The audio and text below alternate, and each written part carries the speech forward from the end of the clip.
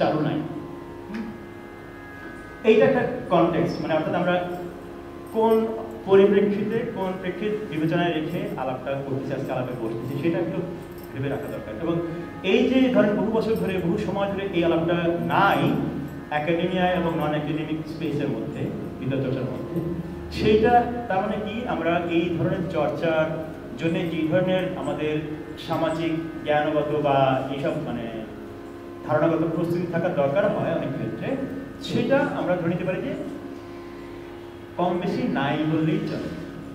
কিন্তু আমরা জানি রস কি, ফলের রস, আনারস, কিন্তু ওটা ধরলেও চলবে, সেইটুকু থাকলেই আমরা আলাপটা আগাতে পারবো। এটা একটা সুবিধা আছে যে আনারস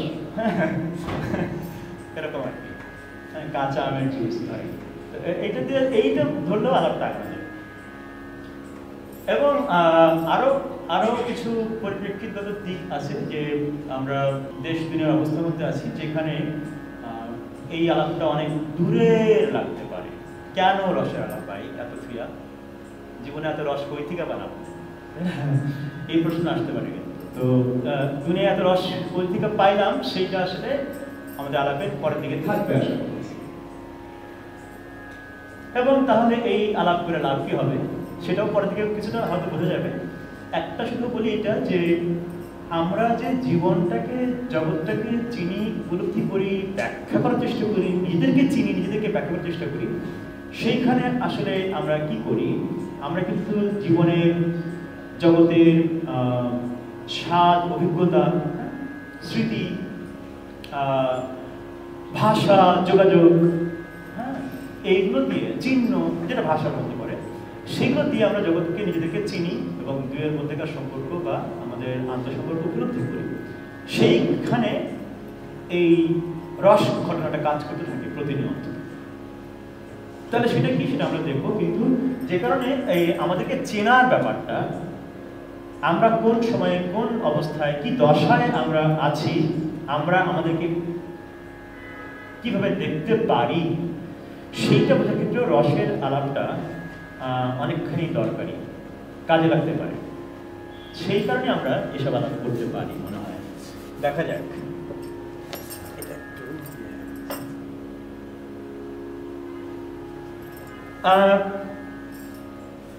একটা দুঃখের ঘটনা দিয়ে। দুঃখ মানে কি জানো না? দুঃখ মানে কিন্তু স্যাডনেস না। দুঃখ হলো যে, মানে যদি আমরা বৌদ্ধ মতের যে ঐতিহ্য, সেইখানে যে আমাদের জ্ঞানতাত্ত্বিক এবং হ্যাঁ দুনিয়া সম্পর্কে অভিজ্ঞতা লাভের জন্য আমরা যেসব মানে অভিজ্ঞতা বর্ণনা করার জন্য অভিজ্ঞতা যেসব ধ্যান ধারণা ব্যবহার করি, তার মধ্যে দুঃখ একটা বড় ধারণা বৌদ্ধ জ্ঞানতত্ত্বের ধারায়। সোজা কথায় দুঃখ হচ্ছে যে বিশেষ ধরনের অভিজ্ঞতা মাত্র।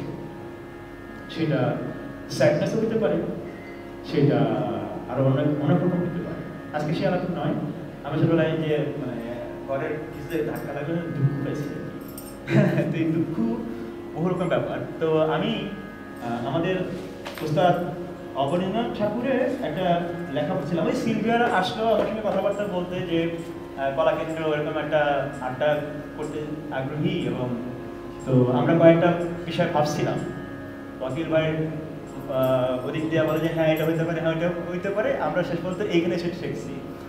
তো এর মধ্যে ভাবতে ভাবতে আমি টপিক ভাবতে উল্টাইতেছিলাম হচ্ছে আমাদের অবনীন্দ্রনাথ ঠাকুর মহাশয়ের একটা ছোট্ট বই আছে না, শিল্পায়ন। এইখানে একটা লেখা আছে, সেখানে উনি তান্ত্রিক ট্র্যাডিশনের মধ্যে কিছু রচনা, একটা রচনা উল্লেখ করে বলেন কি এর মধ্যে কোনো রস টস পাওয়া গেল না। আমি মনে একটু দুঃখ পেলাম আর কি তখন, কি রে ওস্তাদের রস পায় না কেন এর মধ্যে? হ্যাঁ, আমি তো রস পাইতেছি, তাহলে পার্থক্যটা কোথায় ঘটলো? তো ওই কারণে আমার মনে যাচ্ছে তাহলে যেটা আলাপ করা দরকার, যে ওস্তাদে কেন রস পাইতেছে না, আমি কেন পাইতেছি, আরো কেউ কেউ তো পায়, এই খবর আমি জানি।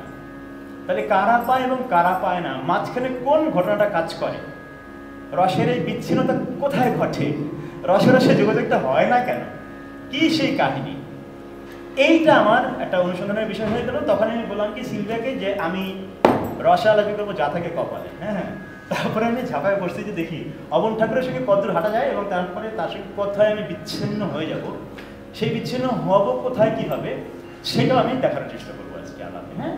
তো এই হলো বিষয়টা, সেই এখান থেকে ভাবনাটা আসছে এবং সেইখানে আমরা কিছু ওই যে বললাম কিছু চিত্র দেখবো, একটা গানের সুর টুর শুনবো, তালটা শুনবো, কিছু তথ্য আলাপের খবর টবরও শেয়ার করতে হবে, এইভাবে আলাপটা চলবে। কিছু ঝামেলা আছে। ঝামেলা হলো যে শুরুতে কিছুটা বলছিলাম যে যেই বিষয়ে আলাপটা করবো সেই বিষয়ে আলাপের পদ্ধতিগত একটা ঝামেলা আছে, যে আমরা এরকম বৈঠকের ঢঙে আলাপটা করে এবং ওইসব ইমেজ, ওইসব কথা, ওইসব তত্ত্বের খবর সেটা কতখানি আমরা একটা শেয়ার বোঝাপড়া পৌঁছতে পারবো এইগুলো ধরে ধরে, সেটা একটা ঝামেলা আছে।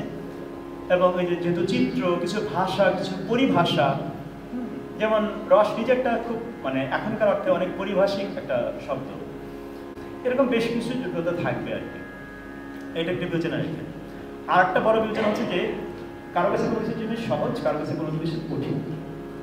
যেমন এই আপনার থেকে বের হয়ে তো কেউ বলবেন যে কি সব বললো, মাথার উপর দিয়ে গেল, হ্যাঁ, অ্যাবস্ট্রাক্ট কথাবার্তা বলে চলে গেল, এটা যেমন কেউ বলবেন। আবার বলবেন যে না, ধরতে তো পারলাম, ওই যে বললো যে ওই কথাটা বললো, ওই যে ওই ইমেজটা তো দিল, ধরতে তো পারলাম। আবার বলবেন যে না, এ আর কি এমন আলাপ, মানে সহজ, কঠিন, মধ্যম, নানান পর্যায়ে আমরা থাকবো। এইটা একটু সহৃদয় সামাজিক হিসেবে, সামাজিক মানে মানুষ আর কি, সহৃদয় সামাজিক এই ধারণাটা আছে রসদতে আলাপে।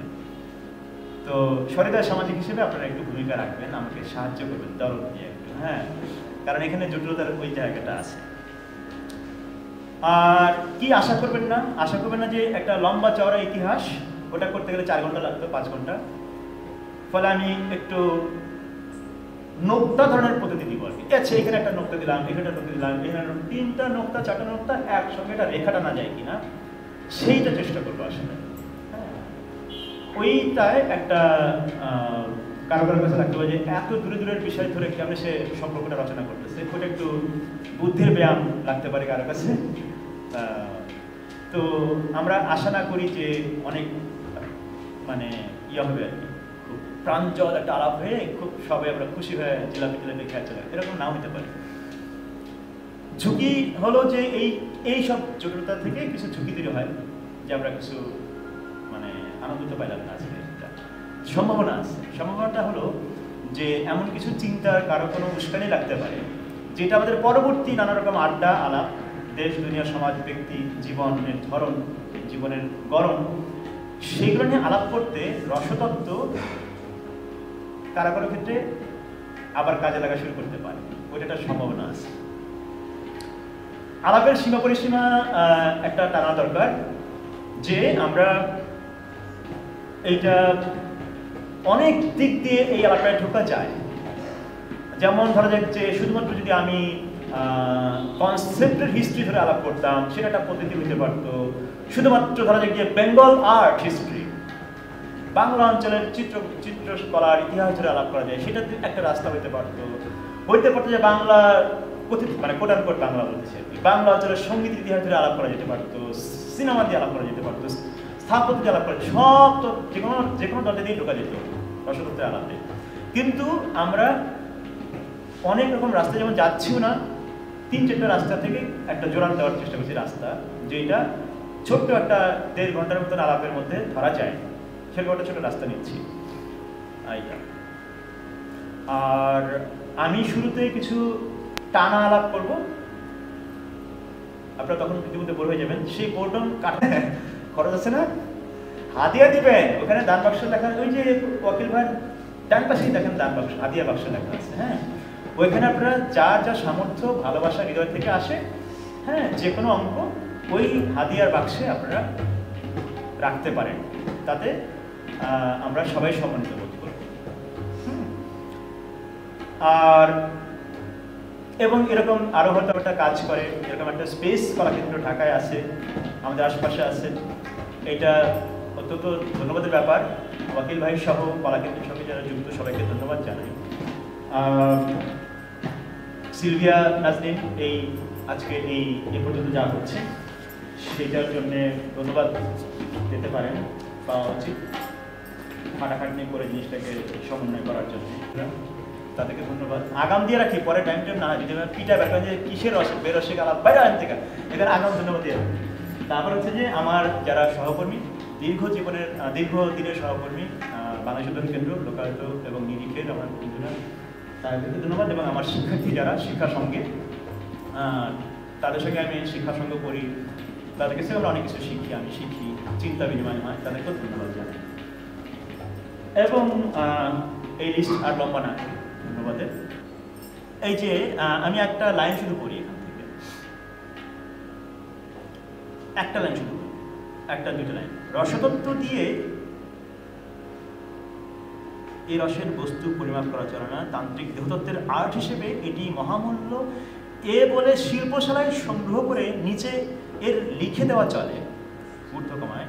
সদা বলো তত্ত্ব তত্ত্ব, কত তত্ত্ব শুনো, 24 তত্ত্বে হয় দেহেরও গঠন। এবার অমন ঠাকুরের মন্তব্য, এ ধরনের চিত্র প্রাচীন ভারতের তান্ত্রিক ক্রিয়াকাণ্ডের যুগে নানা তান্ত্রিক পুস্তকে, ধর্মপুস্তকে স্থান পেয়েছে। কারিগরি যথেষ্ট আছে সেসব তান্ত্রিক ছবির, মনে কিন্তু এ সত্ত্বেও রস ও পরতন্ত্রতা গুণ বর্তায়নি তাদের মধ্যে। রস আলোচনার বাইরে খালি কারিগরির নমুনা স্বরূপে ধরা রইল সেসব রচনা। যেটা নমুনা দেখাই, আবার ফেরত আসবে এখানে। ধরেন এই যে চিহ্নটা, এটার নাম হচ্ছে কালীযন্ত্র, কিংবা ধরেন বজ্রযোগিনী 64 যোগিনী, আর ইনি হচ্ছেন ছিন্নমস্তা। আমরা এগুলো পরে আবার আসবো, শুধু একটা কথা বলে বোঝা যাবে। এই যে ধরেন ইনি হচ্ছেন বজ্রযোগিনী। তো এইগুলো আর্ট কি আর্ট না, এর মধ্যে রস আছে কি নাই, এই বিষয়ে কিন্তু ওনার মন্তব্যটা আসলে, কারণ এগুলো সব তন্ত্র প্রভাবিত। আপনি চিত্রকর্ম বলেন, ভাস্কর্য বলেন, যা কিছু বলেন সেই জিনিস। তো অবন ঠাকুর বলতেছেন যে এর মধ্যে রস বর্তায় নাই, রস ও পরতন্ত্রতা গুণ বর্তায়নি তাদের মধ্যে। রস আলোচনার বাইরে খালি কারিগরির নমুনা স্বরূপে ধরা রইল সেসব রচনা। হ্যাঁ, এখন এই যে এই ধরনের চিত্রকর্ম, ভাস্কর্য, স্থাপনা কিংবা সুর, সেইগুলোর মধ্যে রস বর্তায় নাই যে, তার মানে রসের একটা সংজ্ঞা আছে এবং রসের একটা উৎপন্ন হবার প্রক্রিয়া আছে, এবং রস কোথাও স্থাপন করা যায়, বর্তানো যায়, রস ও পরতন্ত্রতা বর্তানো যায়, যেখানে আর্টিস্ট বা শিল্পী একটা রস সেখানে প্রযুক্ত করেন, হ্যাঁ, এবং তারপরে সেটা ম্যানিফেস্টেড হয়। এই যে রস উৎপাদন তত্ত্ব অবন ঠাকুরের, এবং সেখান থেকে উনি বিভাজন করতেছেন যে এই তন্ত্র প্রভাবিত বা তান্ত্রিক এইসব চিত্রকলা বা স্থাপত্য বা ভাস্কর্য, সেগুলোর মধ্যে রস জিনিসটা নাই, আছে শুধু কারিগরি। আমার প্রশ্নটা থাকলো, আপনারা ভাবতে থাকেন, আজকে এইটা প্রথম প্রশ্ন আমাদের, যে তাহলে কি রসের সংজ্ঞা কিভাবে অবন ঠাকুর এটা দাঁড় করালেন, এবং কিভাবে এটা পার্থক্য করা হয় যে ধরা যায় যে ওনার নিজেরই সব আরো নানা রকম কাজ আছে, কিংবা তার সমসাময়িক আরো নানান যারা এইরকম ফর্ম নিয়ে, এইরকম রূপ, চেহারা, রেখা নিয়ে কাজ করতেছেন, এবং তার আগে আরো যেসব কাজ আমি একটু পরে দেখাবো। আচ্ছা, এখন একটু দেখে আসি একটা ছবি। এইটা হচ্ছে চৈতন্য সংকীর্তন, এটা হলো 17শ শতাব্দীর একটা ছবি, 1700 শতকে আঁকা এই ছবি।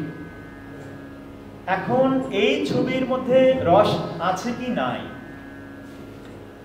যে কোনো রকম ছবিতে রস আছে কি নাই, সেটা আসলে কিভাবে আমরা মাপবো, নির্ধারণ করব, সেটা আসলে দর্শক এবং ওই কর্মটার মধ্যে কিভাবে রস ফাংশন করে, রসের অভিজ্ঞতা হয় কিভাবে, রস জিনিসটার স্বরূপই বাকি, এই প্রশ্নটা কিন্তু আমরা এখান থেকে শুরু করতে পারি। এই কারণে আমরা অবন ঠাকুর দিয়ে শুরু করলাম। আসেন আমরা একটা সুর শুনি তো কেমন লাগে জিনিসটার।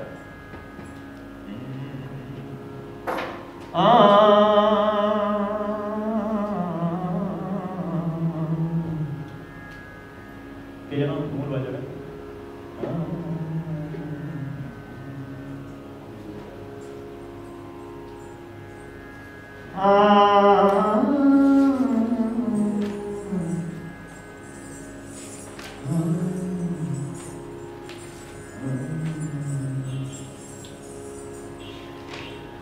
কে যেন বাজাবে ঘুমুর বাজাবে, কে যেন বাজাবে মন্দিরা,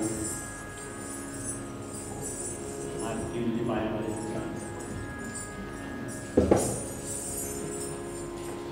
কেউ পায়া বাজাতে চান।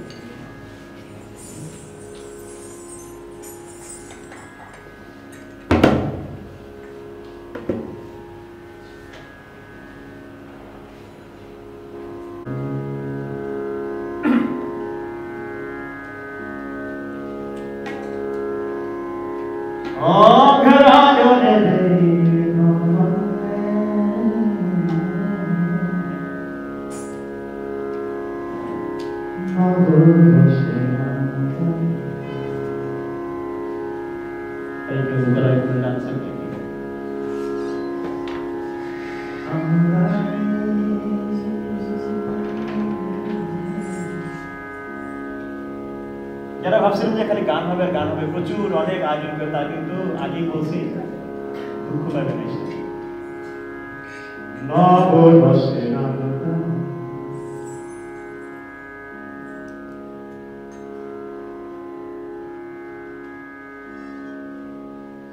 চাষির ঘরে ভরবে গোলা পুলকিত,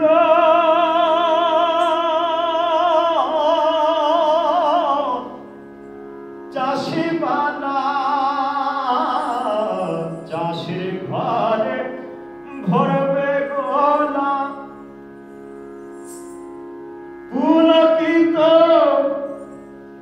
চাষি বালা ঘরে আলপনায়া কিয়া প্রদীপ জানিয়া, আলপনায়া কিয়া প্রদীপ জানিয়া বরণ করে মা অন্নপূর্ণে।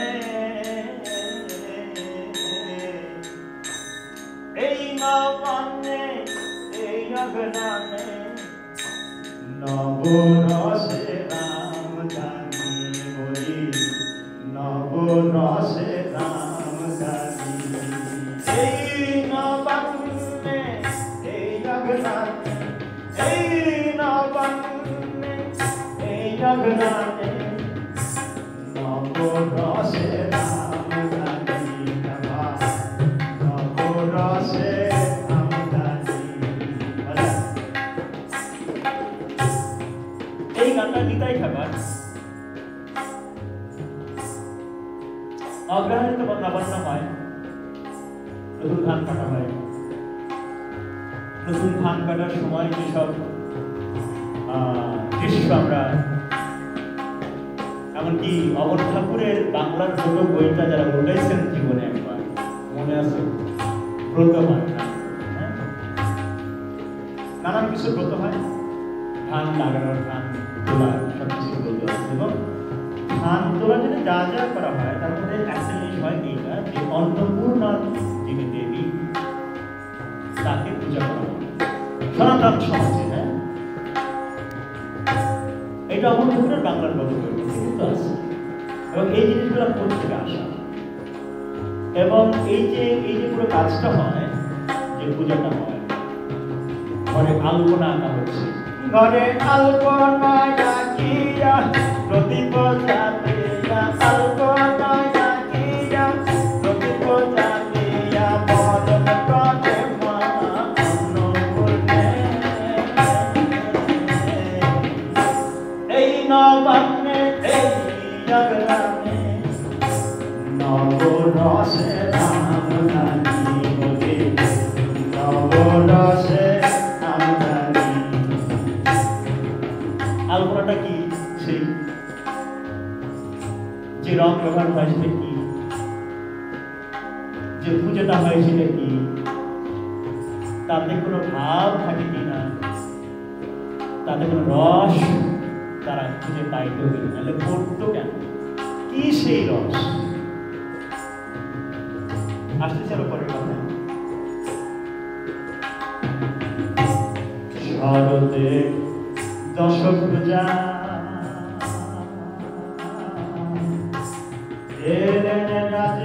রাজেশ্বর,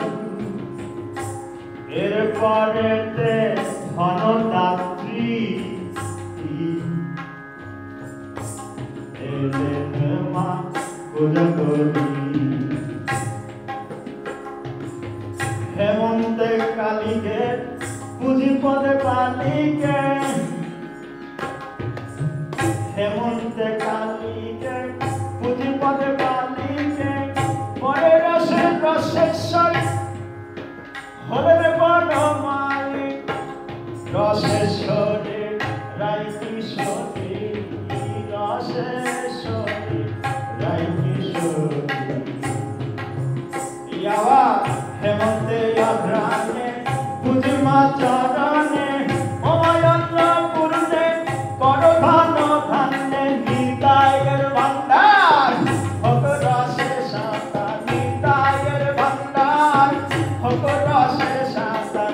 মাঝ মাঝে না হয় চুবানি, হে বলি মাঝ মাঝে না হয় চুবানি।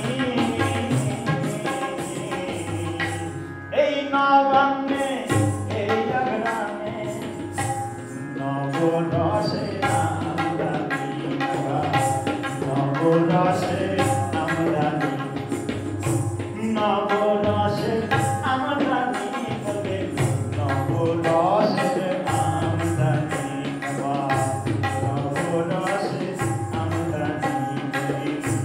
নবরসে আমদানি বলে, নবরসে আমদানি,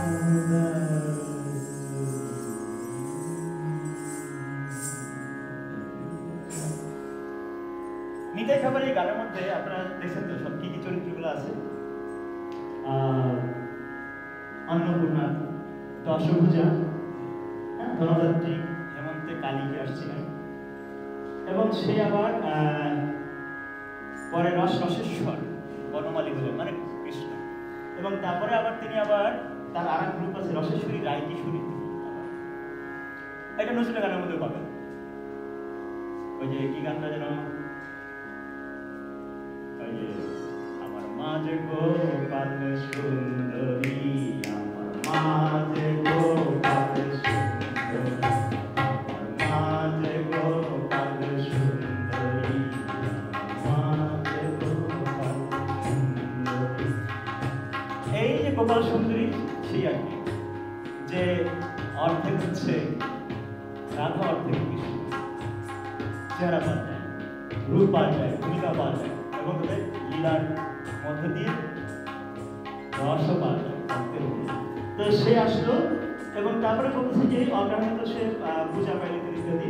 নিতেই বলতেছে এই গানের যিনি রচয়িতা, যে নিতাইয়ের ভান্ডার যেন রসে এমনই পূর্ণ হয় যেন সাতটাইতে হয়, এবং সেখানে যেন সে চুবানি না খায়। চুপ নিতে শুরু হয়েছে, মানে চুবানি না খায়, এত রস যেন হয়, এবং সেখানে যেন সে সাতটাইতে পারে। এ কোন রসের গল্প? এইটা পুরোটাই, এই পুরো গানটাই কিন্তু, এই পদটা পুরোটা হচ্ছে তন্ত্র প্রভাবিত। এই যে দেবী, শক্তির দেবী, 64 যোগিনী দেখেন না, এরকম আরো আমাদের এখানে যে শক্তির যে রূপ কল্পনা করা হয়েছে তান্ত্রিক পরম্পরায়, সেখানে আমরা জানি সবাই উইদিন উর্ধ্ববর্ণতে বলে ফেমিনাইন পাওয়ার, সেই আদ্যা শক্তি, দেবী শক্তি, শক্তির রূপ হিসেবে তাদের সবার নামে এই এটা রচনা করা হতো, এবং এইটা একটা রসের গল্প বলে। এখন এই রস কি, যদি তন্ত্রে যদি রস না থাকে, এবং তন্ত্রের এইসব রচনায় রস না থাকে, তন্ত্রের এইসব বাক্যে যদি রস না থাকে, ধরো এটা যে এই যে এই বাক্য সদা বল তত্ত্ব তত্ত্ব ইত্যাদি 24 তত্ত্বে হয় দেহের গঠন, এটাও কিন্তু তার একটা তন্ত্রেরই কথা, এবং সেখানে কোনো রস উৎপাদন হয় এই গান কিন্তু আপনারা ইউটিউবে পাবেন, অনাথ বন্ধু গাইছেন আমার চেয়ে ভালো করে। তো এই গান তো এখনো চলতেছে এবং বহু লোক এই গান শুনে তাদের মানে হৃদয়ে রসে ভরে যায়। কি করে সেটা সম্ভব হয়? অবন ঠাকুর কেন রস মনে করছে যে নাই এর মধ্যে? পার্থক্যটা কোথায় ঘটে? আমরা আলাপ চালাতে থাকি।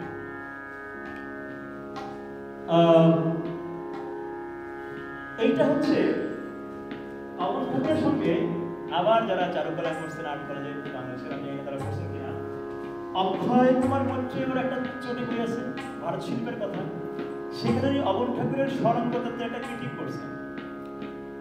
ভারত শিল্পের সরঙ্গ 6 নেমস অফ ইন্ডিয়ান আর্ট, সেইটার যে তত্ত্ব, সেই তত্ত্বের একটা ক্রিটিক আছে অক্ষয় কুমার মৈত্রের।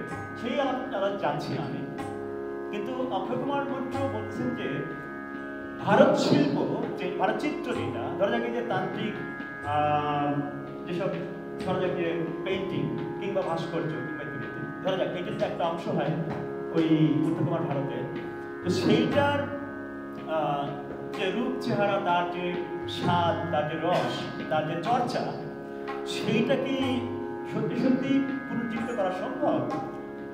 উনি বলছেন যে সংশয়ের হবে, মানে এটা আসলে হয়তো সম্ভব নয়, কিন্তু কি করা যায়?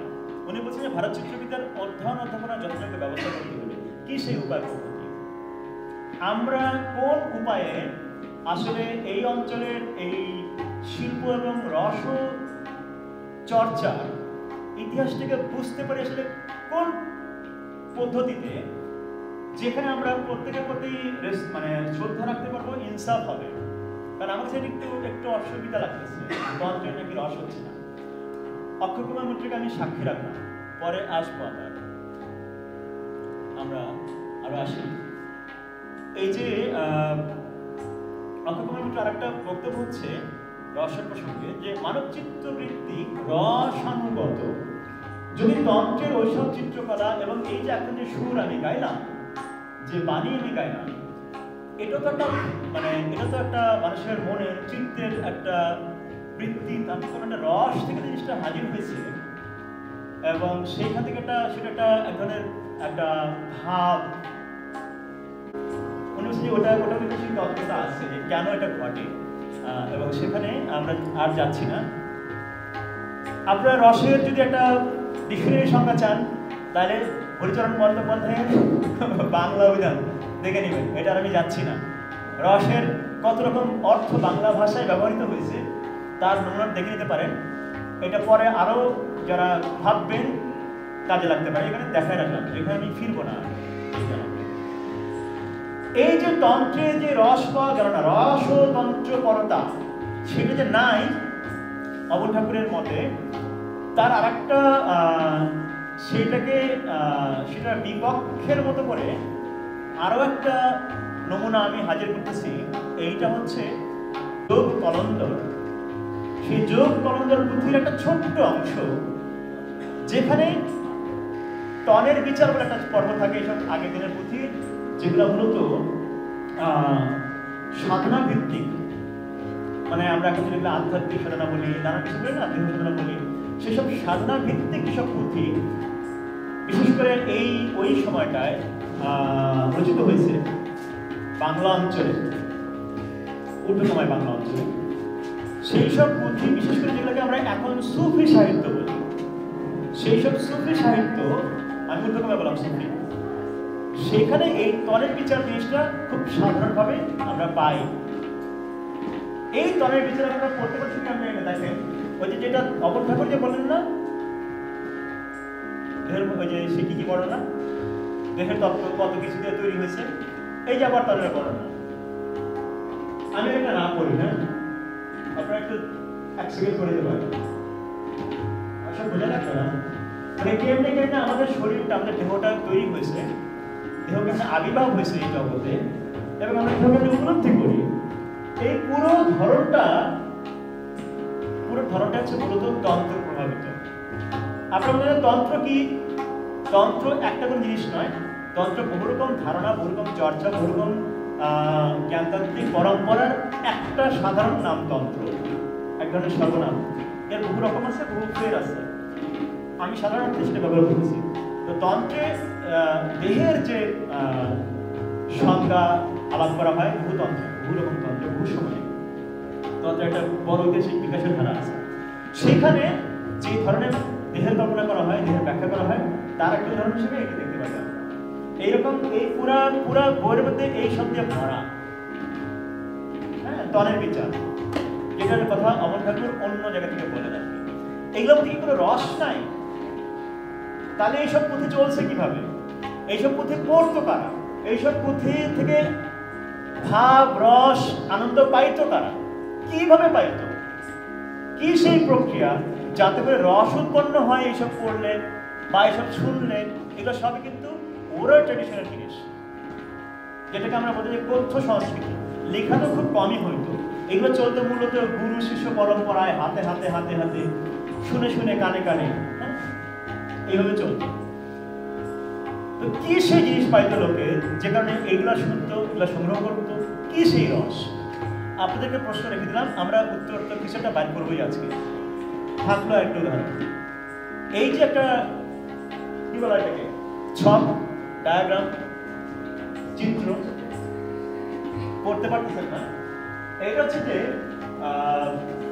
কলন্দারি সুফি যারা, সেই কলন্দারি সুফি সাধকরা মানব দেহের এক ধরনের গঠন কল্পনা করতেন, এক ধরনের গঠন তারা নির্ধারণ করতেন, যে এইভাবে আমাদের নির্ধারণ না, মানে কিভাবে সংজ্ঞায়িত করতেন, একটা বিন্যাস দাঁড় করাতেন, এবং সেই দেহের নানামাত্রিক চর্চা, নানা ধরনের চর্চার মধ্যে দিয়ে সেটা তাদের একটা সাধারণ অংশ, গুরুত্বপূর্ণ অংশ ছিল। এটা সেরকম একটা চর্চা। এটা একটা কত সালে, 19 শতকের, 19 শতকের রিসেন্ট, খুব সাম্প্রতিক জিনিস। কিন্তু এই যে ছকটা, এই ছকটাও কিন্তু মূলত তন্ত্রের একটা যোগিক ট্র্যাডিশন বা যোগ, যে আমরা পরম্পরা শুনি নানা রকম, সেই যোগেরও সঙ্গে তন্ত্রের গভীর সম্পর্ক আছে। সেখান থেকে আসা ধারণাগুলো সুফি সাধকদের সঙ্গে পরিচয়ের পরে এইসব যোগ এবং তন্ত্রের গৃহতত্ত্ব, তারপরে এই সুফি সাধকরা এরকম নানা রকম চিত্র কল্পনা করছে, এবং সেটারও কিন্তু এই পুঁথিগুলোর মধ্যে সেইটারই কিন্তু কি আছে। কিন্তু এটা আরো পুরোনো, একটা আমার সাথে এই সংক্রান্ত আরো পুরোনো, এটা তো 19 শতকের। আর এই পুঁথি যেগুলো, এগুলো ধরেন 1200, 1300, 1400 শতকের জিনিসপত্র। একই জিনিস, দেহতত্ত্ব, তনের বিচার, তন মানে দেহ, দেহের বিচার, কি রস, কোন রসের কারণে লোকে এগুলা এত বছর ধরে, এত শতক ধরে, বহু অঞ্চলে বহুভাবে চর্চা করে যাচ্ছে। আমরা অনেক সময় ভাবি যে এই যেমন এটার মধ্যে কি এমনিতে এখনকার অর্থে খুবই স্থেটিক লাগবে। স্থেটিক কি আমরা পরে আলাপ করবো, আরো খুবই স্থেটিক লাগবে। হ্যাঁ, এরকম একটা ছক আছে, এটার খুব এক ধরনের ব্যাপার আছে, ডায়াগ্রাম। এইটা কিন্তু একটা বড় ট্র্যাডিশনের, তান্ত্রিক ট্র্যাডিশনের, যিনি শক্তির দেবী কালী, তার একটা সিম্বলিক একটা প্রকাশ। কালী চরিত্রে, কালীর শক্তি এবং কালীকে ভাবার, বোঝার, কালীকে দেখার, যেটা আমরা বলেন দর্শন। এই যে দর্শন, এটা দিয়ে দেখা যায়, এটা নিজে দেখার বস্তু নয়, এটা দিয়ে দেখতে হয়, এটা অন্যরকম দেখা। হ্যাঁ, তো এই যে দেখা, এবং সেই দেখার সঙ্গে আমরা তো এটাকে একটা আপাত অর্থে নন আর্টিস্টিক বলতে পারি। অপর ঠাকুর সেটা বলতে পারেন হয়তো, আমি জানি না, আজকে তো উনি নাই এখানে, ঠাকুর জিজ্ঞেস করা যেত। উনি হয়তো বলতে পারেন যে এর মধ্যে আর্ট কোথায়, এখানে রস কোথায়, এর মধ্যে রসপরতন্ত্রতা তো বর্তায় নাই। কিন্তু এইটা তো একটা কিছু উৎপাদন করে, একটা কিছু উৎপাদনের প্রক্রিয়া ভূমিকা রাখে, সেটা কি, এবং সেটার সঙ্গে রসের উৎপাদনের সম্পর্কটা এবার কি, কেন এই চর্চা এখনো এখনো এখনো চলতেছে।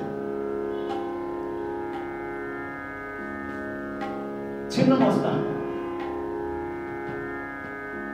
শক্তির আর এক রূপ আর কি, এখনো চলতেছে। এটা এই ধরেন এখন বাজারে পাওয়া যায়, পপুলার, খুবই জনপ্রিয় ধরনের বই। হ্যাঁ, 10 মহাবিদ্যা, এরকম নামে অনেক বই পাওয়া যায়। এরকম একটা বই, হ্যাঁ, বটতলায় পাওয়া যায়, যেগুলো আগের দিনে পাওয়া যেত বটতলায়, এরকম ধরনের সস্তা বই, সেখানে এরকম একটা চিত্র আছে। এর থেকে লোকে কি রস পায়? এটা তো আমরা বললাম সেই 64 যোগিনী, তাদের এখানে অনেক রকমের শক্তির রূপ। এর মধ্যে কোন রস বজাইছিল কিনা?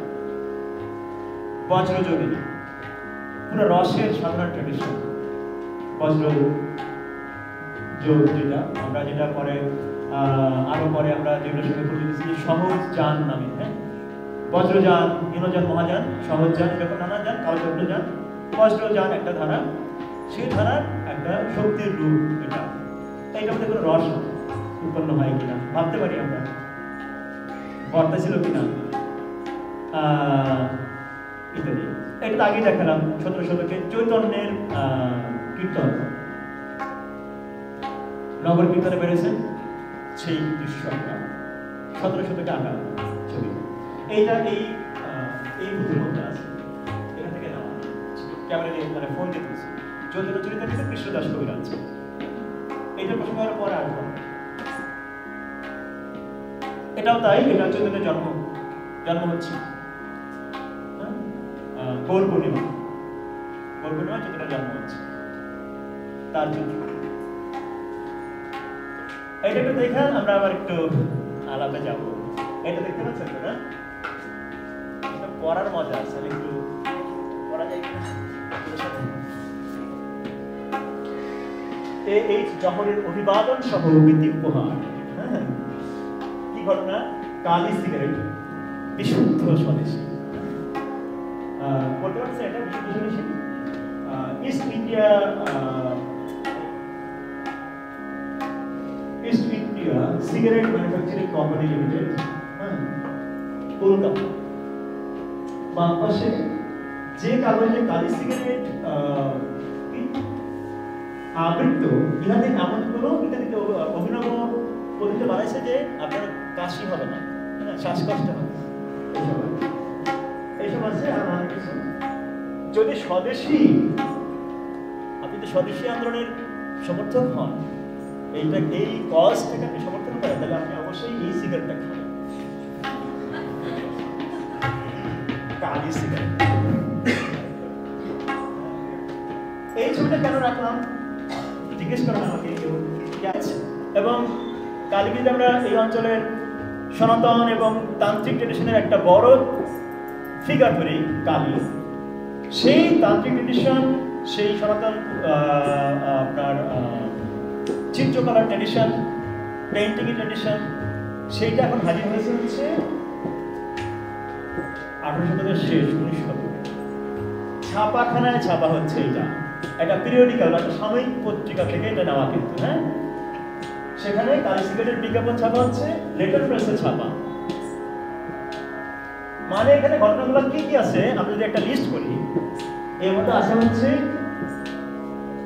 এই অঞ্চলে উপনিবেশ, এই অঞ্চলে লেটার প্রেস, এই অঞ্চলে লিথোগ্রাফ, এই অঞ্চলে সিগারেট কোম্পানি, স্বদেশী আন্দোলন। আর কি নাই? হ্যাঁ, না কোনো জিনিস নেই যা এখানে নাই। একটা মুভমেন্ট, পুরা ঔপনিবেশিক ভারতবর্ষ বলে যে জিনিসটা বলা হয়, তার একটা মোমেন্ট হিসেবে এই বিজ্ঞাপনটাকে আমরা দেখতে পারি, যেখানে শিল্প, রস আস্বাদনের প্রক্রিয়া, কমিউনিটির আইডিয়া, আমরা কারা, আমাদের দেশ কি, আমরা কোথায় আছি, স্বদেশী আন্দোলন শুরু হয়েছে, আমরা দেশ ও মাতৃকার মুক্তির সংগ্রাম শুরু করছি। কিন্তু মাতৃকা রূপ, মাতৃকা রস, বাৎসল্য রস, মায়ের চরণ সেবা করব, মা আমাদের এই মুক্তি সংগ্রামে সাহায্য করবেন, আমার সোনার বাংলা। তারপর আর কি যত গান আমরা দেখতে পাবো, মা আছে না, মা আছে, মাতৃরূপে দেশ কল্পনা করতেছি। হ্যাঁ, ভক্ত সন্তানরা জীবন শুরু করবে, জাতীয়তাবাদী আন্দোলন শুরু হয়েছে, ব্রিটিশ উপনিবেশ, লেটার প্রেসে ছাপা হয়েছে, কমিউনিটি তৈরি হয়েছে, এবং সেই কমিটি একটা বিশেষ ধরনের রসে মধ্যে এইবার, যার নাম দেশপ্রেম, যেটা হাজির হইল ব্রিটিশ ঔপনিবেশিক একটা শাসনকালের মধ্যে। ভক্তিরস, মাতৃশক্তি, মাতৃকা শক্তির উপাসনা, তাকে প্রয়োজনে স্বদেশী আন্দোলনের ইন্ডাস্ট্রিয়াল যে এন্টারপ্রেনারশিপ, সেখানেও কাজে লাগতেছে। রস কত কিছুর মধ্যে দিয়ে চলাচল করতেছে, আমি শুধু এটা বলতে চাচ্ছি। রস কিভাবে সামাজিক, রস কিভাবে একটা ঐতিহাসিক সাংস্কৃতিক প্রেক্ষাপটের মধ্য দিয়ে উপলব্ধ হয়। এত গান কেন? ওই অন্নপূর্ণা গান যেটা একটু আগে গাইলাম, তারপরে থেকে কি বলে যতগুলো জাতীয়তাবাদী সঙ্গীত, সবই প্রায় মায়ের রূপে দেশকে কল্পনা করা। এটা একটা রস, পার্টিকুলার রস। সে রসের খবর আমরা পরে বলবো, এটা ঘটনা থেকে আসলে।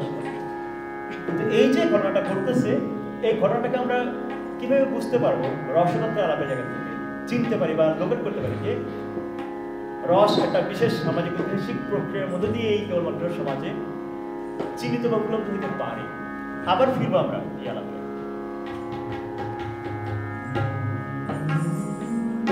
ওই যে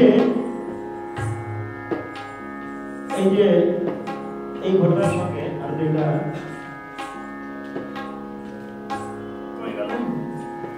তনের বিচার না, একটা ছোট্ট ইউটিউব ক্লিপ আপনারা পরে দেখে নিন, এটা আমি আর নেই নাই ছবিটা, এখনো আছে।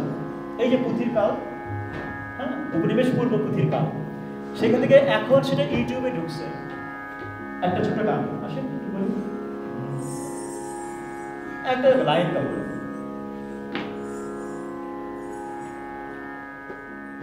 চার মুরাত চার ঝান্ডারে গানিয়া,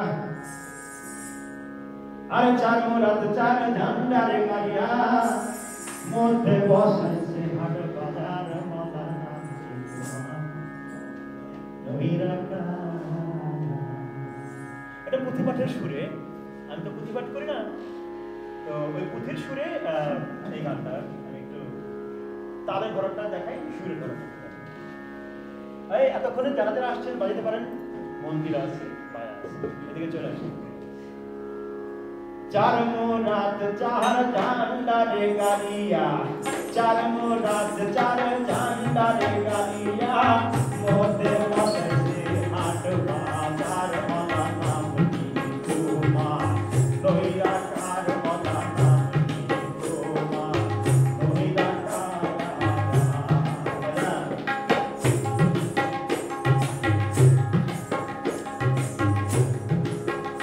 চার মুরাত চার ঝান্ডারে গালিয়া, এই চার মুরা কি? মুরা, হ্যাঁ, মুরা মানে জানি না আমরা, কর্নার, কোনা, ঘরের চার কোনা, চার কোনা চার ঝান্ডা গাছে, চারটে ঝান্ডা গাইরা মাঝখানে হাট বাজার বসাই দিছে। কে বসাইছে সেটা?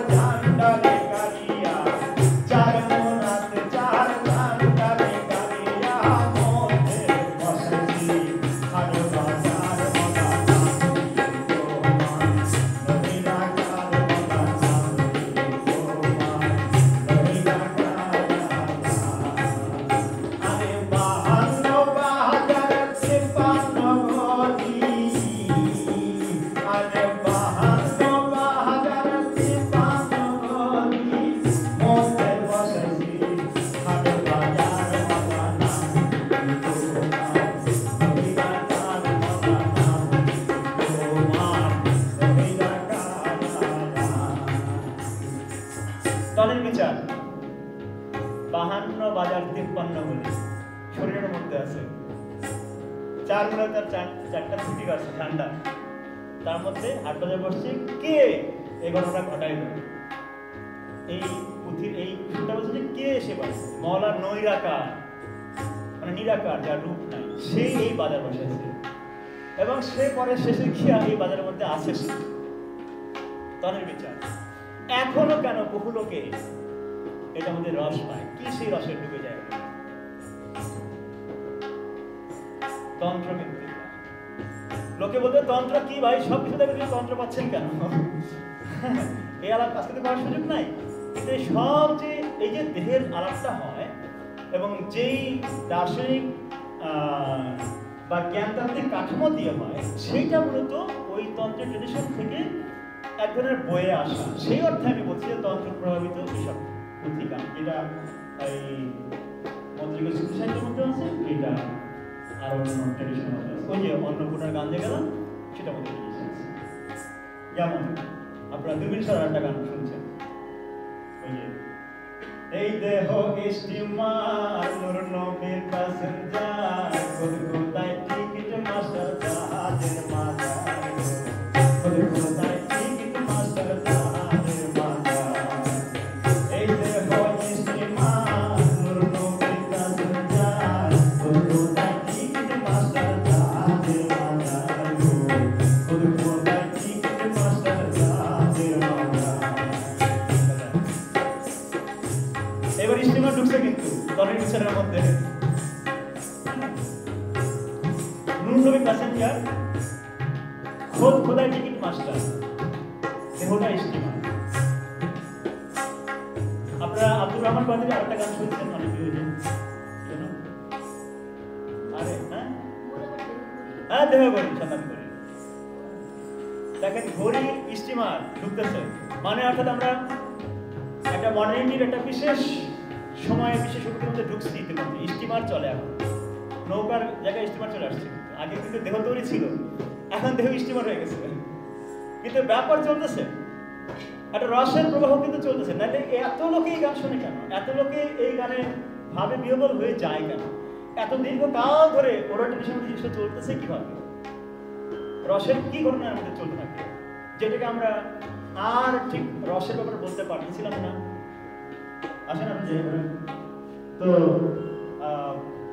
একটা ছোট কথা বলে রেখে এখানে, এই যে ধরেন এই যে তরের বিচারের কথা বললাম, এই দেহ স্টিমারের কথা বললাম, চারমনের চার ঠান্ডারে বললাম, এগুলোর সঙ্গেও আরেকটা ছোট্ট সম্পর্ক দেখে রাখা যেতে পারে যে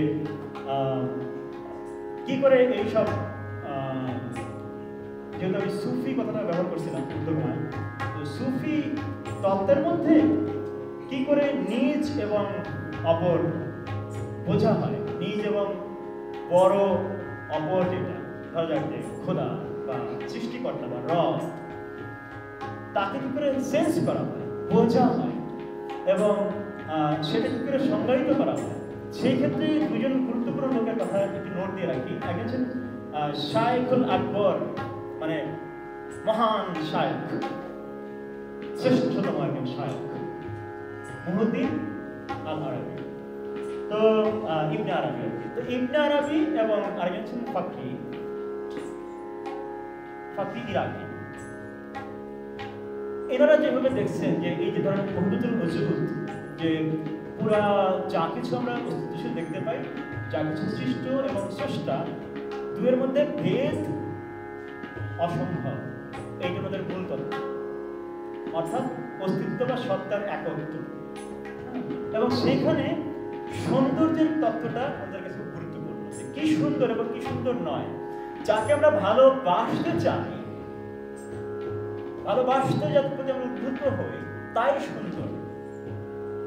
বিউটি, এখন আমাদের নিতে বলি বিউটি, যা যা আমাদেরকে ভালোবাসার দিকে নিয়ে যায়, তা হচ্ছে সুন্দর।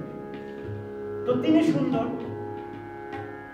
আমরা তার মতো সুন্দর না, তিনি পারফেক্ট, আমরা তো ইমপারফেক্ট। কিন্তু এই কারণে আমরা তার দিকে ভালোবাসার দিকে ধাবিত। এই যে একটা বিউটির অন্য ধারণা হাজির হলো, এইটা প্রি মডার্ন, অবশ্যই প্রি কলোনিয়াল একটা সৌন্দর্যের ধারণা, যেখান থেকে পুরা একটা বড় ধারণা, যেটা পুরো পরবর্তীকালের সুফি ট্র্যাডিশনের মধ্যে তারা যে প্রেমের সাধনাটা করে, রসের সাধনাটা করে, এইটা থেকে প্রবহমান। আমরা হয়তো যখন বলছি যে এই যে স্টিমারের গান, এই যে ঘড়ির গান, তরের বিচার, কি সেই রসের আলাপ, কি সেই সৌন্দর্যের তত্ত্ব, যেটা এখন আরো প্রভাবশালী, এবং এখন এই ফোক স্টুডিওর যুগেও কেন লোক এগুলা ঘুরে ঘুরে শুনতে থাকে, কারণটা কি? এগুলো আমরা একটু ভাবতে থাকি রসের কারবারটা কি চলতেছে।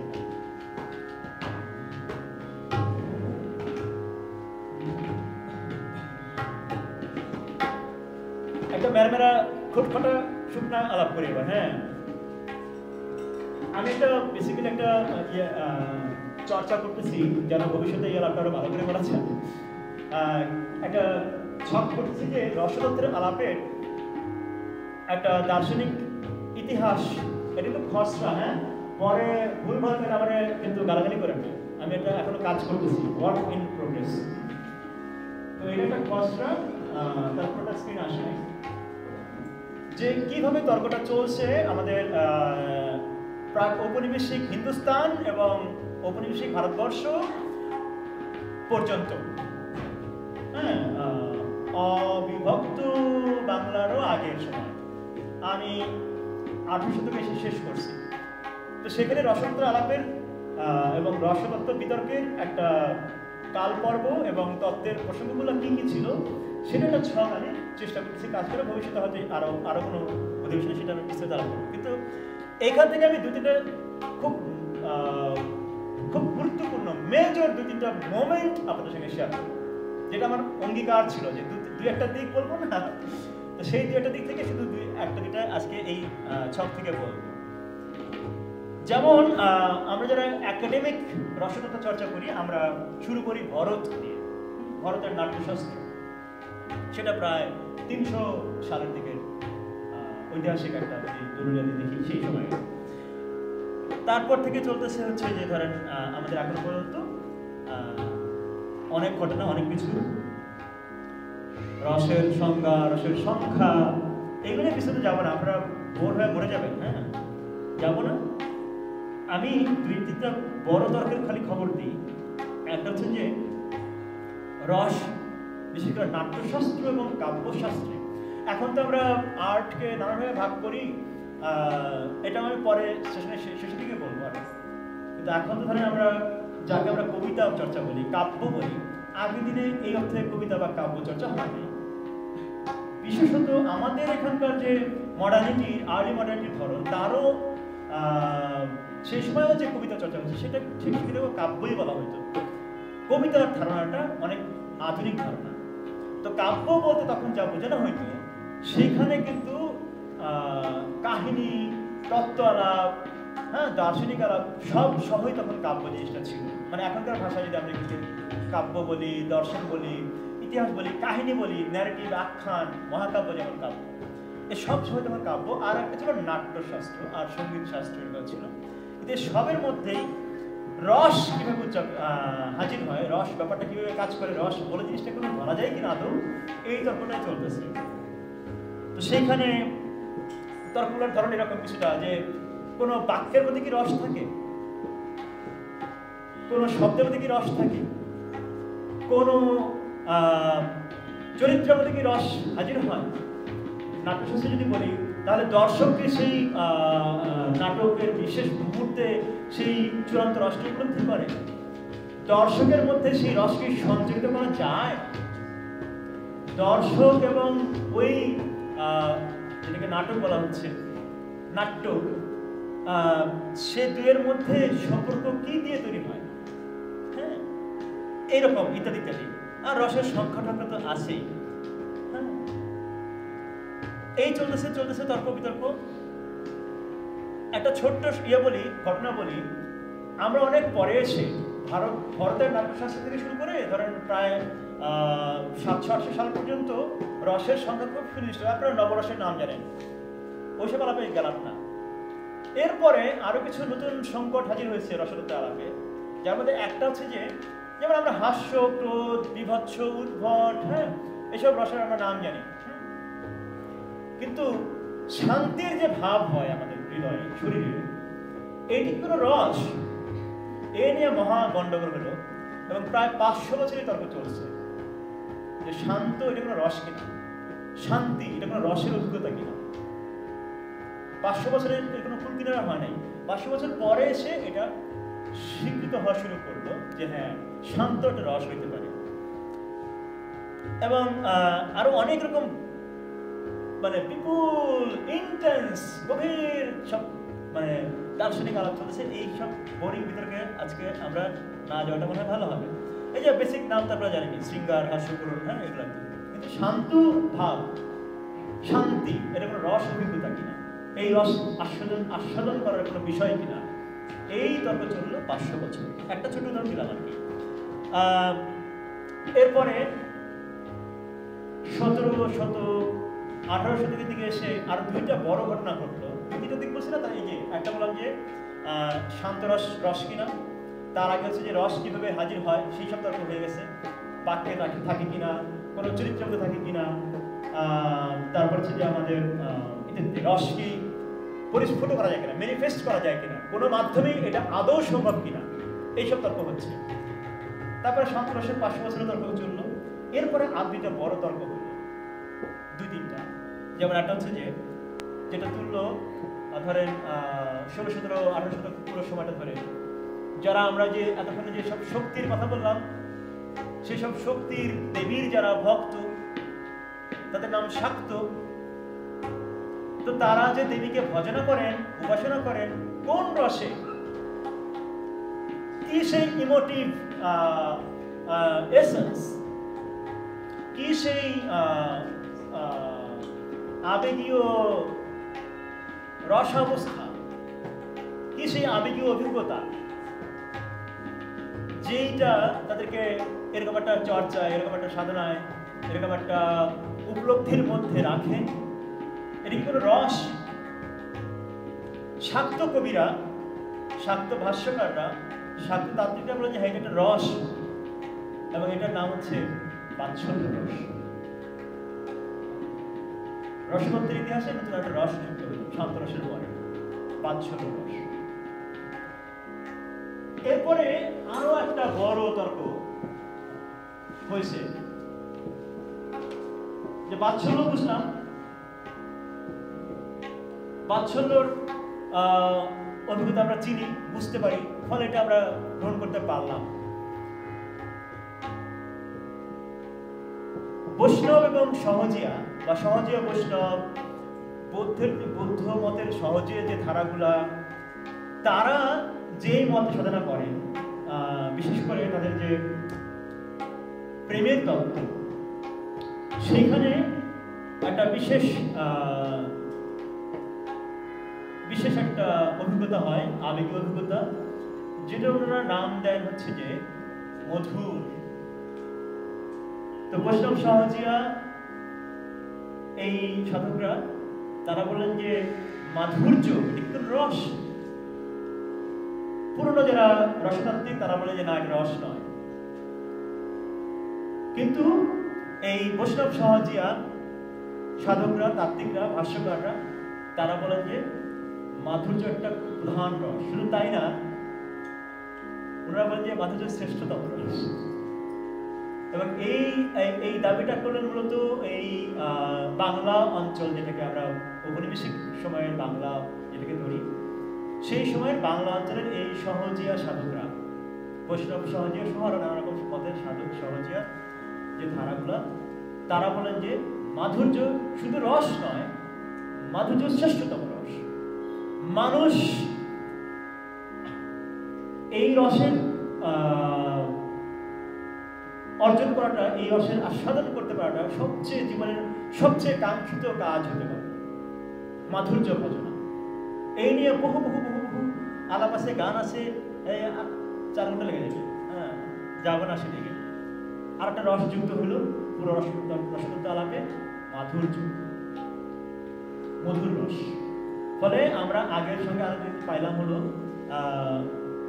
শান্ত রস, বাৎসল্য রস পাইলাম, এবার মাধুর্য রস বা মধুর হিসেবে রস আসলো। আরো রসের খবর আছে।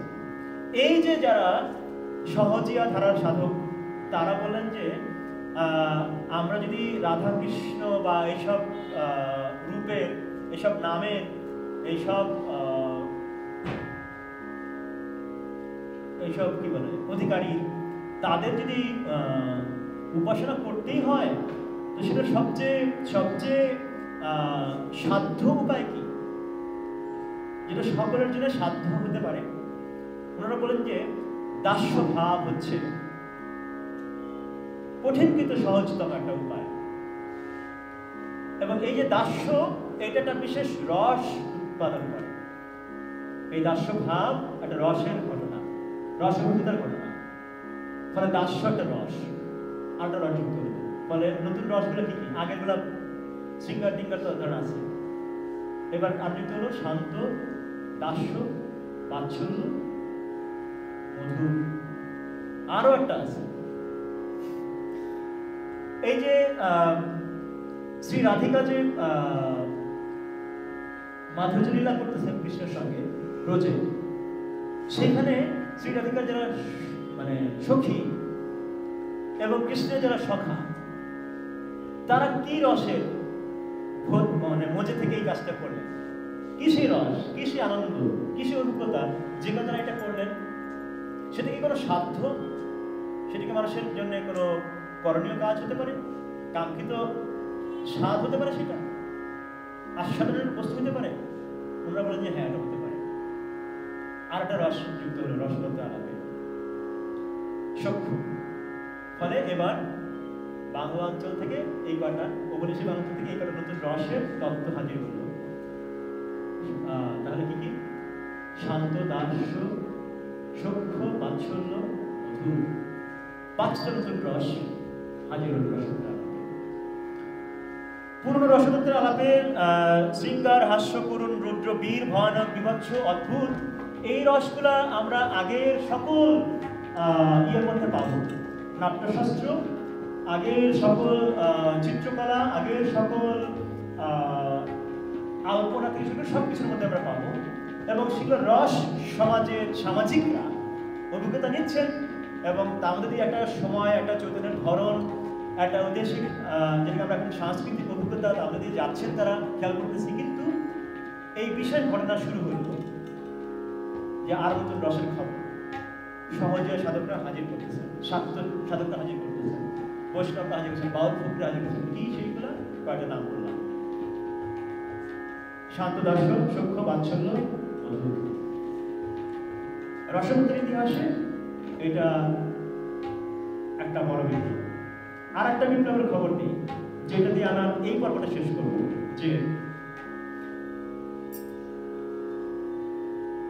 ওই যে বলছিলাম যে প্রায় মানে ধরেন 1500 বছর 40 বছর ধরে খালি যে সংখ্যা আর সংখ্যার মধ্যে আছে, কিন্তু এবং রস কিভাবে উৎপন্ন হয় এই চলতেছে। রস কি কাব্যে থাকে, রস কি নাটকে থাকে, রস কি টেক্সটে থাকে? এই যে এখন এটা বললে আপনারা সহজে বুঝবেন, ইংরেজি জানি তো আমরা। রস কি টেক্সটে থাকে নাকি টেক্সট যে দেখে, টেক্সট যে পড়ে তার সঙ্গে সম্পর্ক আছে রসের? এই প্রশ্ন উঠে গেল। এটা উঠলো হলো কত সালের দিকে? এটা উঠলো এখানে আমাদের এখানকার যদি বলা হয় যে আর্লি মডার্ন টাইম, ধরেন যে 1400 পরে 1500 1600 এরকম সময়, তখন ব্রিটিশ উপনিবেশ আসে নাই। কিন্তু আমাদের এখানে এক ধরনের যেটাকে বলে যে যদি মডার্নিটিজের আইডিয়া আমরা গ্রহণ করি যে বহু রকম মডার্নিটি হতে পারে থিওরিটিক্যালি, তাহলে সেই রকমের বহু রকম মডার্নিটির একটা এই অঞ্চলের বিশেষত সব ধরনের মডার্নিটি ধরন আমরা চিহ্নিত করার চেষ্টা করতে পারি, যেটাকে বলা যেতে পারে যে এই অঞ্চলের আর্লি মডার্নিটি, বা এটা বাংলায় কি বলা যায়, প্রাত আধুনিক, প্রাক নয়, মানে এই অঞ্চলের আধুনিকতার শুরুয়াত সময়। সেই সময় এই প্রশ্ন উঠল যে টেক্সটে সমস্ত রসটা থাকে না, অথর কিন্তু এবার এবার পাঠক, দর্শক, শ্রোতা এবং ভক্ত তারা এবার আসলে রসের মূল ঘটনা মানে রসের কর্তা হয়ে উঠবে। টেক্সটে আর রস নাই। এবার তাত্ত্বিকরা বলতে শুরু করলেন এই সময়টা এসে যে টেক্সট নিজে রস আসলে সাপ্লাই দিতে পারে না, রসে সরবরাহ করতে পারে না। এইটা এই অঞ্চলে মানে প্রাক ঔপনিবেশিক হিন্দুস্তান এবং ঔপনিবেশিক ভারতবর্ষের এই সময়ের পুরো রসের ইতিহাসে ওইটা ছিল প্রথম বিপ্লব রসের ধারণার মধ্যে, যে টেক্সট নিজে রসের নিয়ামক নয়, পরিপার্শ্ব এবং পাঠক, শ্রোতা, দর্শক অর্থাৎ যেটাকে আমরা রিডার বলি, তাদের হাতে এবার রসের ভূমিকা চলে গেছে। পুরো নতুন ঘটনা, নতুন ইতিহাস। আর এর পরে ঘটনাটা বললাম যে আমাদের এই অঞ্চলের শাক্ত, বৈষ্ণব এবং সহজিয়া সহ এই ধারাগুলো রসের যে নতুন তত্ত্বগুলো দিচ্ছেন সেগুলো। এই দুইটা বড় বিপ্লব, এই দুটা বড় পর্বান্তর বিপ্লব শুনলে আমাদের একটু ভয়টা লাগে।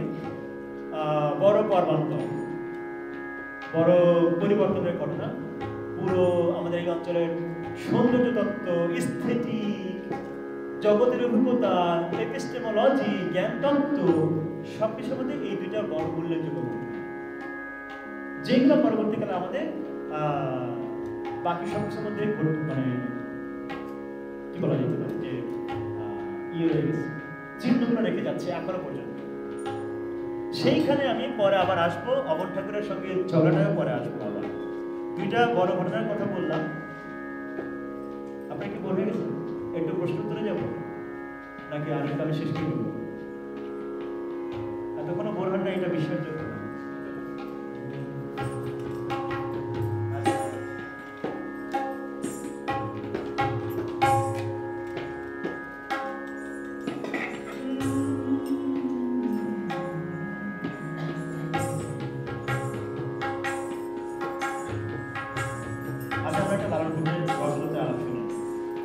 আমি পরের অংশে আসবো।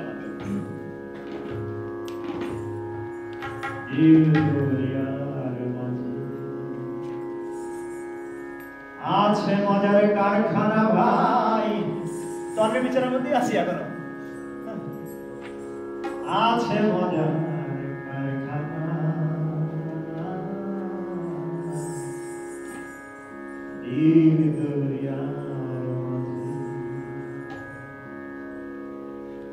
আছে মজার কারখানা ভাই, আছে মজার কারখানা,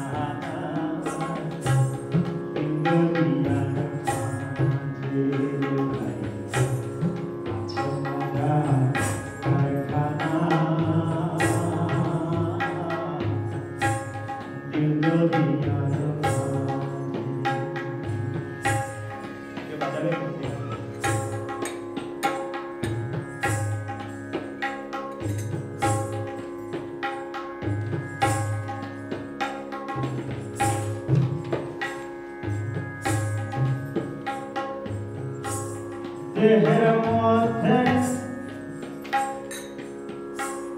নদী আছে,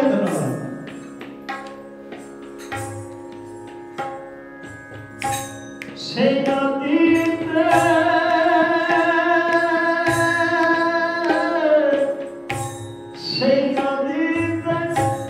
নৌকা চলছে,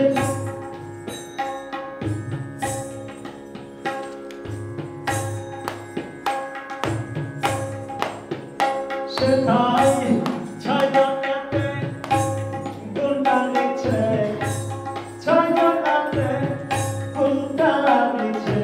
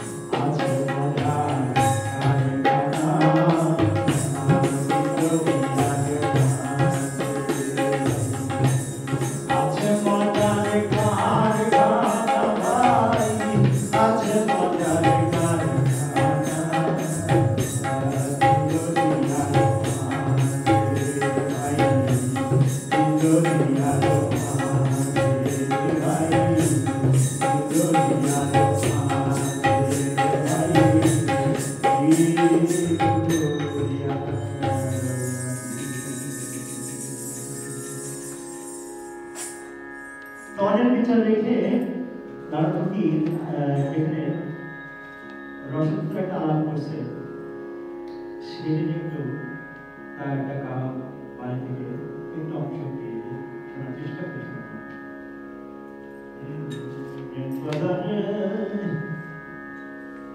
পুরো রসের সাঁতারের কারণ রসের মহাসমুদ্র প্রেম পাতারে যে সাঁতারে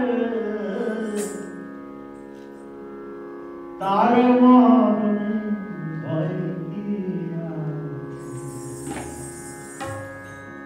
পাথার মানে আমরা জানি না, সমুদ্র, পাথার নীল আউল, তো সেই পাথারের যে সাঁতরাইতে জানে সে মরণের ভয় পায় না, ডুবাতে দূরস্থান, ডুববে না, সাঁতরাবে। স্বরূপ মরণে সদা,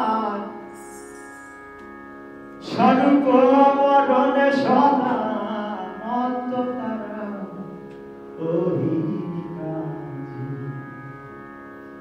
প্রেম পাথারে যে সাঁতারে তার মরণের ভয়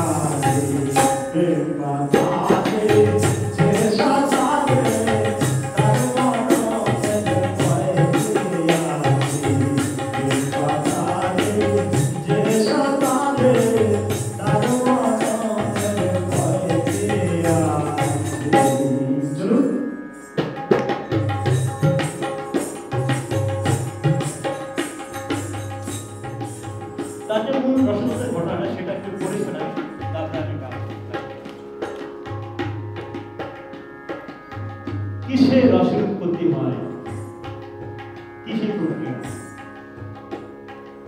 শব্দ স্পর্শ রূপ রসগন্ধ, এই পঞ্চে হয়, এই পঞ্চে হয় নিত্যানন্দ। শব্দ স্পর্শ রূপ রসগন্ধ পঞ্চেতে হয় পঞ্চনন্দ, চক্রেতে হয় নিত্যানন্দ। যার অন্তরে সদয়ানন্দ, যার অন্তরে সদয়ানন্দ, নিরানন্দ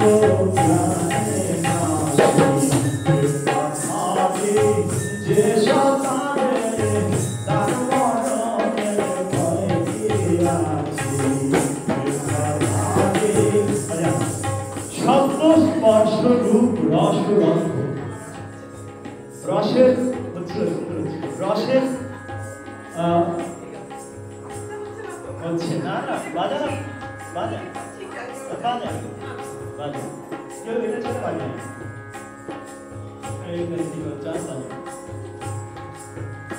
শব্দ লাগবে, রূপ লাগবে,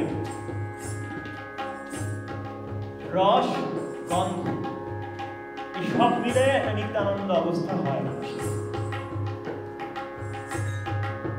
মানে হচ্ছে অনেকগুলো অনুভব, যেটা যদি আমরা রসত্ব আলাপে করি, যে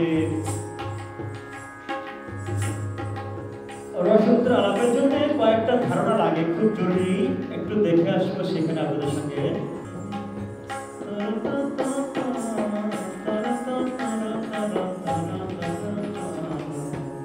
এই লাইনটা লাগবে।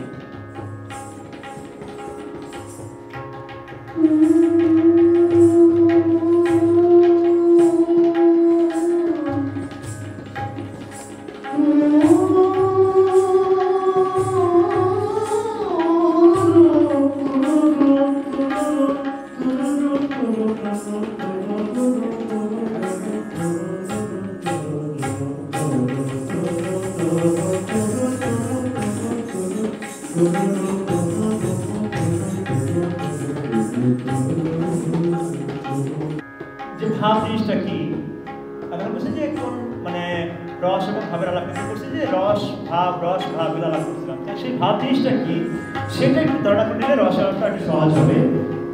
সাধারণভাবে আমরা বুঝি যে ভাব হলো আমাদের একটা একজনের এখনকার ভাষায় মিডল ক্লাস কর্নিয়াল সিকুলারিস্ট একটা এক্সপিরিয়েন্স থেকে বা উপলব্ধি থেকে বা সেন্স থেকে বুঝ থেকে আমরা বলি যে আধ্যাত্মিক ব্যাপার স্যাপার একটা ভাব বলি না, এরকম জিনিসটা নয় একদমই। ভাব হচ্ছে আমরা এখানে বলতে পারি আমরা যে একটা ইমোশনাল একটা স্টেট, একটা দশা, একটা একটা একটা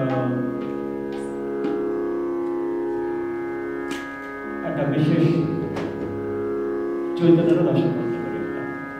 যে কিরকম সেটা যে একটা ধরা যায় একটা বিষাদ সিন্ধু পড়ে কিংবা মেঘনাথ পথ পড়ে কিংবা একটা লালনের কালাম শুনে কিংবা একটা নাচ দেখে আমরা যে একটা বিষয়ের মধ্যে ঢুকে পড়ি, সেটা একটা ভাব আমরা বলতে পারি। আর যা পাইলাম সেই কারণে আমরা একটা বিষয় ঢুকলাম, যা পাইলাম তার নাম রস। আর যেখানে ঢুকলাম সেটা হচ্ছে ভাব। এইটার সম্পর্কটা যদি এইভাবে সহজ করে রাখি আপাতত আরেকবার বলবো। হ্যাঁ, বলছি যে আমরা কোনো একটা ধরা যাক পারফরমেন্স বা কোনো একটা ইমেজ বা কোনো একটা সিনেমা বা কোনো একটা গান বা মেঘনাথ পথ কাব্য, বিষাদ সিন্ধু, পুঁথিপাঠ, যেটা আমরা নিচ্ছি নেসেসারি তার কাছ থেকে নয় বলা যাবে, সেটা তো আমি মীমাংসা করে রেখেছি আমরা করে ব্যাপারটা আমাদের থেকে আমরা নিচ্ছি। যদি আমরা এফেক্ট থিওরি দিয়ে বুঝি তাহলে আমরা ব্যাপারটা থেকে নিচ্ছি, ইন বিটুইননেস। হ্যাঁ, তো যা নিচ্ছি সেটা হচ্ছে রস। রস যে অবস্থায় নিচ্ছি, যে অবস্থায় থাকতেছি রসটা নিয়ে, সেটা হচ্ছে ভাব। এর সম্পর্ক এখন এই ভাবের কিছু রকম সকম আছে। অন্তত 3 রকম ভাব হয়, অন্তত আরো অনেক তার শাখা প্রশাখা আছে, অন্তত 3 রকম ভাব হয়। এক হচ্ছে স্থায়ী ভাব, অর্থাৎ আমরা যে মূল একটা ভাবের ধরনের মধ্যে থাকি, কোন একটা বিশেষ রচনা পাঠে, শোনায় বা দেখায় কিংবা চর্চায় কিংবা কোনো দেশে প্রক্রিয়ার মধ্যেও যে একটা স্থায়ী ধরনের একটা অনুভূতিতে থাকি, আমরা স্থায়ী ধরনের একটা চৈতন্য ধরনের মধ্যে থাকি, সেটা হচ্ছে একটা ভাব। হ্যাঁ, সেইটা এই স্থায়ী অবস্থার থেকে একটু ব্যতিক্রম হয় ভাবের। তারও কয়েক রকম, একটা রকম আছে যার নাম হচ্ছে ব্যভিচারী ভাব। আপনারা ব্যভিচারী বলতে আমরা মনে হয় অ্যাডাল্টারি বুঝছি না, ব্যভিচারী মানে অ্যাডাল্টারি নয়। হ্যাঁ, বাংলা ভাষার যদি আমরা পরিভাষা এবং এর ধারণাগত ইতিহাস দেখি তাহলে ব্যভিচার হচ্ছে একটা বিশেষ অবস্থা বা একটা বিশেষ বিন্দু বা একটা বিশেষ জায়গা থেকে এক ধরনের আরেকটা রাস্তা নিয়ে আবার ঘুরে আসা, সেই জায়গাটা মানে আমি একটা ছোট আরেকটা পথ নিলাম, বিন্দু থেকে একটা বিন্দু থেকে আমি আরেকটা পথ নিয়ে ঘুরে আবার ওই বিন্দুতে আসলাম বা ওই রেখাতে থাকলাম, এইটা হচ্ছে ব্যভিচার। তো এই ব্যভিচারের একটা ভাব, এই ব্যভিচারের ভাব ওই স্থায়ী ভাবের বিপরীত অভিজ্ঞতা নয়, মৌলিকভাবে এক, কিন্তু তার অভিজ্ঞতার ধরনটা একটা বিশেষ রকম হইল। ব্যভিচার একটা ভিন্ন পথ দিয়ে সে আসে, আবার সে মূলেই আসে। এইটা আর একটা ভাব আছে, সেটা হচ্ছে যে অনুভাব। আমরা অনুভাব বলি কিছুটা কাছাকাছি অর্থে, একই অর্থে অনুভাব, অর্থাৎ আমরা একটা বিশেষ ভাবের অভিজ্ঞতা যখন হচ্ছে সেটা তো একই জায়গায় আমরা থাকি তা তো নয়, কিন্তু আমরা আমাদের এই যে রূপ, রস, হ্যাঁ, স্পর্শ, গন্ধ, অর্থাৎ আমাদের নানা রকম প্রভাবক ঘটনা আছে ভাবের উৎপত্তির জন্য এবং রস আস্বাদন করার জন্য। তো এই যে জিনিসগুলো ঘটে, এইটা তো একটা প্রক্রিয়া। এই প্রক্রিয়ার মধ্যে আমাদের যে প্রতি মুহূর্তের যে প্রতিটা মুহূর্তের নতুন নতুন যে ছোট ছোট ঘটনা ঘটতেছে, সেইটার যে আমাদের ইমিডিয়েট তাৎক্ষণিক তৎপরবর্তী যে অভিজ্ঞতা হয়, সেইটার নাম হচ্ছে অনুভাব। অর্থাৎ অনুমানের পর, শুরুর পরে। এখন বসছি আমরা একটা অভিজ্ঞতা ছিল, এখন যেমন আপনারা বোর হয়ে গেছেন, তাই না? এটা অনুভব বলতে পারেন। শুধু একটা ভাব ছিল, এখন একটা অনুভবের মধ্যে খুব বোরিং লাগতেছে। হ্যাঁ, এই জায়গাটা হচ্ছে অনুভবে আছেন আপনারা। তারপরে হলো ধরেন যে এরপর হলো যে আপনারা আরেকটা ভাবে থাকতে পারবেন, যেটা নাম ধরাতে পারেন যে সঞ্চারী ভাব। চলতেছে চলতেছে, আচ্ছা আলাপটা খারাপ লাগতেছে না, চলতেছে চলতেছে, সঞ্চরণশীলতা, এটা একটা ভাবের অবস্থা। হ্যাঁ, সেটা একটা। আর একটা হলো সাত্ত্বিক ভাব, যে তার একটা একটা স্থিতির বিশেষ রূপ পাইছে, সেটা হচ্ছে একটা সাত্ত্বিক ভাব। এই মোটামুটি কয়েকটা ভাব আমরা পাই ইত্যাদি ইত্যাদি। কিন্তু এই ভাবগুলোর যে এই যে অর্থ, এই অর্থগুলোর সঙ্গে আমাদের রসতত্ত্বের যে পুরো আলাপের হিস্ট্রি, যেটা আমরা সংক্ষেপে বলার চেষ্টা করলাম, যে এতগুলো রাস্তা পার হয়ে আসছে, এতগুলো মত তর্ক বিতর্কের রাস্তা পার হয়ে আসছে, সেগুলোর মধ্যে এই ধারণাগুলো যুক্ত হয়ে হয়ে আসছে। এবং সেইগুলোরই এক ধরনের বলা যেতে পারে যে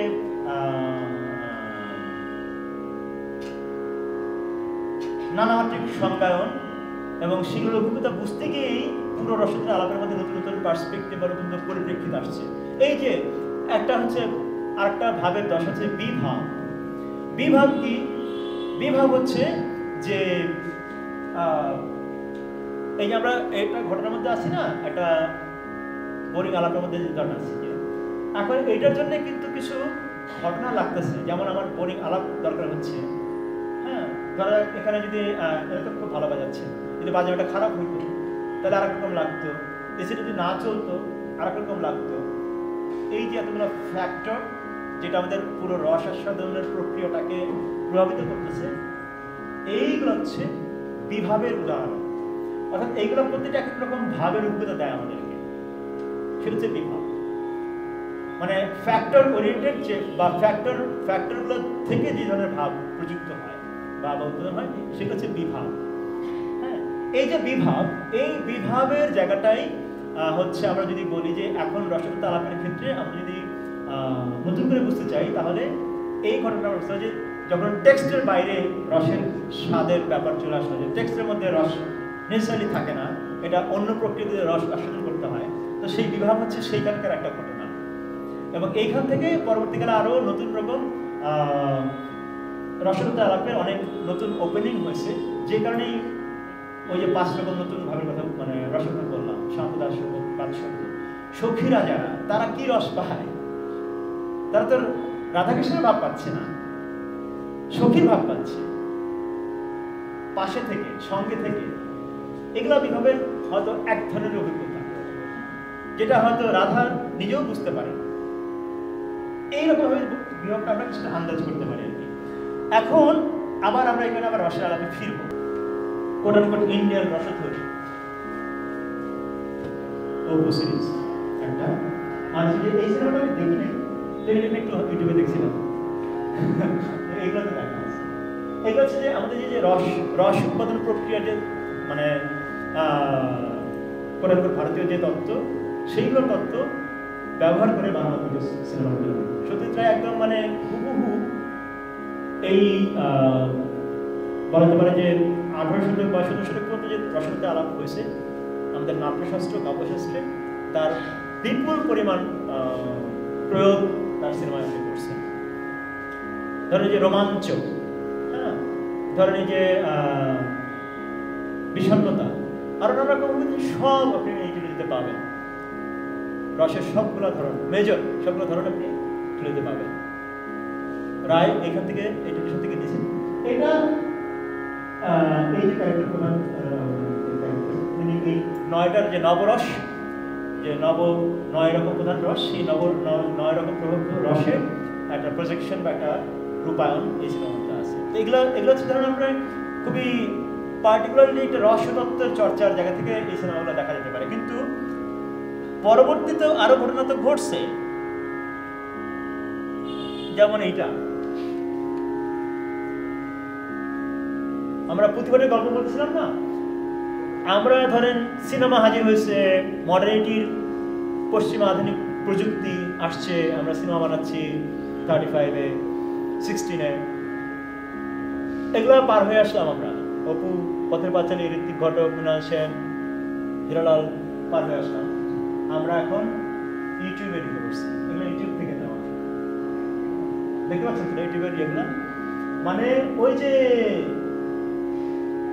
মহুয়ার পালা, ইসলামতির পালাটা, ওইটা আপনারা জানেন এগুলো কত সময় আগের ঘটনা, ওরা ট্রেডিশনাল জিনিস। সেটা এখন আমরা পাচ্ছি টেলিভিশনে। ঈদের বিশেষ অনুষ্ঠানে প্রথম আসছিল ইসলামতির পালাটা, বহু বছর আগে, আজ থেকে ধরেন হয়তো 15 বছর আগে ইউটিভিতে, তখন ইউটিভি নতুন পালাকার ইসলামতির করলেন এটা। এখন এটা ইউটিউবে আছে, এখন এটা আমরা ইউটিউবে দেখতে পাচ্ছি ভার্চুয়াল নতুন মিডিয়ামের মধ্যে। এইটা হচ্ছে একটা প্রতিভা, ট্রেডিশনাল প্রতিভাটা একটু নতুন রকম। এই যে নিচে বামের নিচে একটা ঘরের মধ্যে প্রতিভাটা হচ্ছে একটু কন্টেম্পোরারি প্রপস। ডান পাশে যেটা, এটা হচ্ছে যে আপনারা যারা বিষাদে কারবালা মহাসিন্ধু কি বলে, বিষাদ সিন্ধু ইত্যাদি এগুলো পরিচিত, কারবালার ঘটনা, সেই থেকে একটা অংশ বিশেষ হানিফ এবং আলীর লড়াই। সেই লড়াইটার একটা পুঁথি ফর্ম থেকে কন্টেম্পোরারি পারফরমেন্সের ধরনের নাটক আকারে সোলো পারফর্মার, মানে তার যন্ত্রীরা আছেন সঙ্গে দলে, মানে একজন রিনা পারভিন, আপনি ইউটিউবে পাবেন, উনি খুব পাওয়ারফুল একজন পারফর্মার। তিনি হানিফ আলীর লড়াই পাঠ করতেছেন, পারফরমেন্স করতেছেন। আমরা সেটা এখন, আগে সিডিতে ছিল, পাতার সিডি, এখন সেটা ইউটিউবে আছে। অর্থাৎ আমি বলতে চাচ্ছি যে ওরাল ট্রেডিশনের রস ইউটিউব মাধ্যমে আমরা এখন যারা পাই তারা পাই না পাই যারা তারা পাচ্ছি। কিন্তু এর মধ্যে কি ঘটতেছে, মাধ্যম ব্যবস্থা পদ্ধতি এবং আমাদের সেন্স করার যে ধরন এবং মাধ্যম মিডিয়াম ইউটিউব, আর হচ্ছে সাক্ষাৎ। হ্যাঁ, আরো একটা ছবি কি আছে না? আর নাই, আমি আর রাখি নাই, যেহেতু বেশি হয়ে যাবে স্লাইড। একদম ধরেন পুঁথির পড়ার যে পুরনো ধরন, হয়তো চাঁদের আলোর পরের ঘটনা, যেটা কুপিবাত্তি, হারিকেন, এইরকম আলোর ব্যবস্থাপনার মধ্যে একটা গ্রামের ঘরের মধ্যে আমরা রোমান্টিক না করি ব্যাপারটাকে, ওরকম একটা পরিবেশের মধ্যে পুঁথি পাঠ করা হইতো, কিংবা দিনের আলো হোক বা যাই হোক। সেইটা থেকে আমরা এখন ইউটিউব যুগে এসেও এই জিনিস পাচ্ছি। মধ্যে কি ঘটছে, মধ্যে আরো বহু ঘটনা ঘটছে, প্রযুক্তির পরিবর্তন ঘটছে, ক্ষমতার ধরনের পরিবর্তন ঘটছে, উপনিবেশ আসছে, পুঁজিবাদ আসছে, হ্যাঁ, আর অনেক কিছু ঘটছে, আধুনিকতার নতুন রকমটা আসছে, ঔপনিবেশিক রকমটা আসছে, ইউটিউব পর্যন্ত আসছে। হ্যাঁ, সিডিমিডির কাল শেষ, ইউটিউবে আমরা এখন ওই ওরাল ট্রেডিশনের জিনিস এখন আমরা পাচ্ছি। এর মধ্যে আমাদের সেন্স করার ধরন, রস গ্রহণের প্রক্রিয়া, রসের সম্পর্কে ধারণাগত কি চেঞ্জ হয়েছে কিনা, হইল কিভাবে, আমরা একটু ভাবতে থাকি, ভেবে 2 সেকেন্ড ভেবে পরের স্লাইডে যাই। বেদের মেয়ে জ্যোৎস্না বাংলাদেশের মনে সবচেয়ে ব্যবসা সফল, সবচেয়ে জনপ্রিয় ঐতিহাসিক একটা ব্যাপার ঘটছিল। হ্যাঁ, বাংলা চলচ্চিত্র মানে সবচেয়ে জনপ্রিয় ছবি বেদের মেয়ে জ্যোৎস্না। এটাও একটা ওরাল ট্রেডিশনের গল্প, যেগুলা ধরেন ওই যে অনেকটা মঙ্গল কাব্যর সময়ের ঘটনার মতন, হ্যাঁ, মনসা মঙ্গলের মতন ঘটনা। তো সেই ঘটনা আমরা এখন প্রথমে পেলাম সিনেমায়, এখন ইউটিউবে আছে, জি সিরিজের ইউটিউব চ্যানেল থেকে এটা নেওয়া। বেদের মেয়ে জ্যোৎস্না আমরা দেখতেছি এখন। কি রস ওরাল ট্রেডিশনে ছিল, কি রস সিনেমার কালে ছিল, এফডিসিতে যখন বানানো হয়েছিল, কি রস ইউটিউবের আমলে আছে, যেটা আমরা এখন দেখি ইউটিউব থেকে।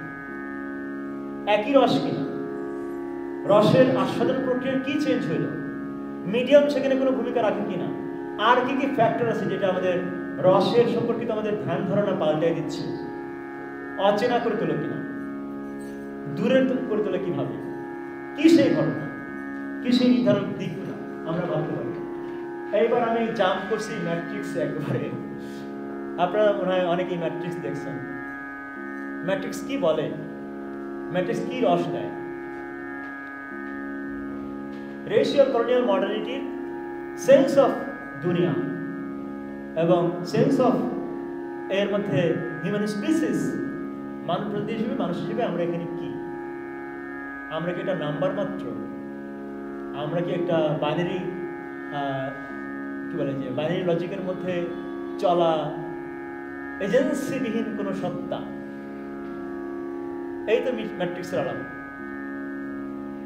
আমরা সেইটার কি রস গ্রহণ করি, এটা কোত্থেকে কি রস আসলো, এই রসের উৎস কি, এবং এই রসের সঙ্গে আমরা কিভাবে কানেক্ট করি, সংযোগটা ঘটে কিভাবে। সিনেমা দিয়ে আসছে কিন্তু এটা, কিন্তু সেই সিনেমা আরো বড় একটা ঘটনার মধ্যে ঘটে। সেই ঘটনাটার নাম কি ভাবতে থাকি আমরা? লাগান। উর্দুমায় বললে খুব অ্যান্টি কলোনিয়াল একটা সিনেমা, খুবই উপনিবেশিক একটা সিনেমা, খুবই মানে সেন্টি ব্যাপার স্যাপার আর কি, লগন নিয়ে আর না বলি।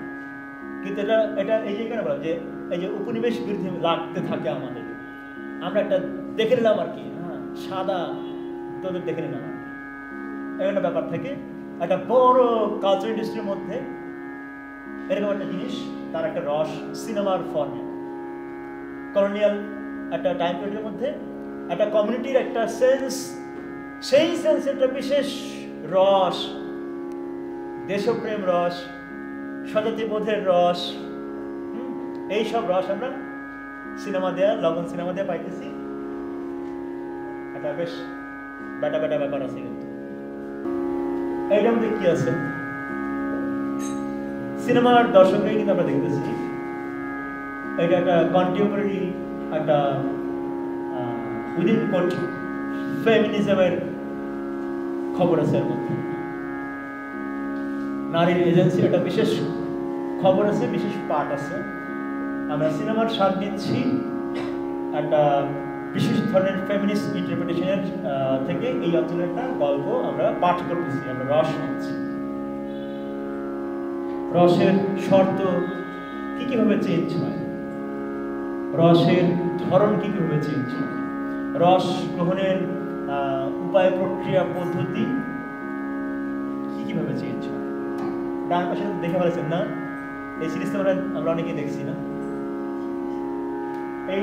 এই সময় কি গল্প, মানে ঘটনাটা কি, গল্প না ঘটনাটা কি, আমরা এখন বহুরকম আইডেন্টিটি, বহুরকম ওরিয়েন্টেশন মানুষের মধ্যে, প্রেম যৌনতার সম্পর্কে, সেটা আমরা নিতে শিখব।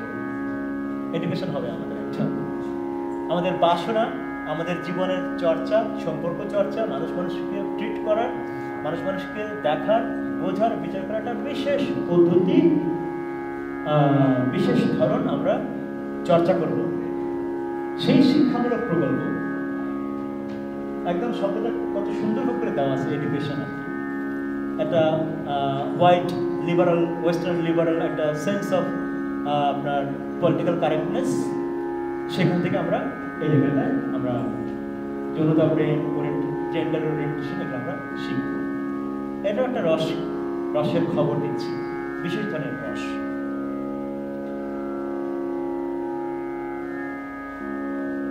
রাখতে থাকি এগুলা। আগের ছবিটা হচ্ছে এটা খুব একটা contemporary art piece, British museum আছে। দেখেন তো ছিন্নমস্তা না, চেনা যাচ্ছে? ছিন্নমস্তা মাথাটা তার কেন এই ছবিটা রাখলাম?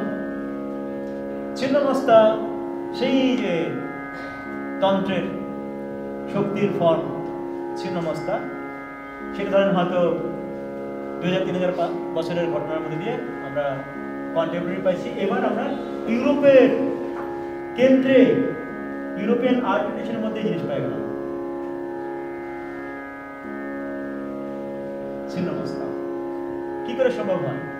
কি রস এখান থেকে এইটা দর্শকরা পায়, সেই পাওয়ার ক্ষেত্রে কি ঘটনা, অর্থাৎ এই রসটা পাইতে হলে যা যা সঙ্গে কানেক্ট করতে হবে, যেমন ছিন্নমস্তার কনসেপ্টের সঙ্গে কানেক্ট করা লাগবে। সেই দর্শকরা কারা, তারা কি দিয়ে সেই রসের চ্যানেলটা করবে, ইয়ে কি বলে রস খাওয়ার পাইপ, স্ট্র, ওইটা জিনিসটা কি, সেই স্ট্রটা কি থাকলো।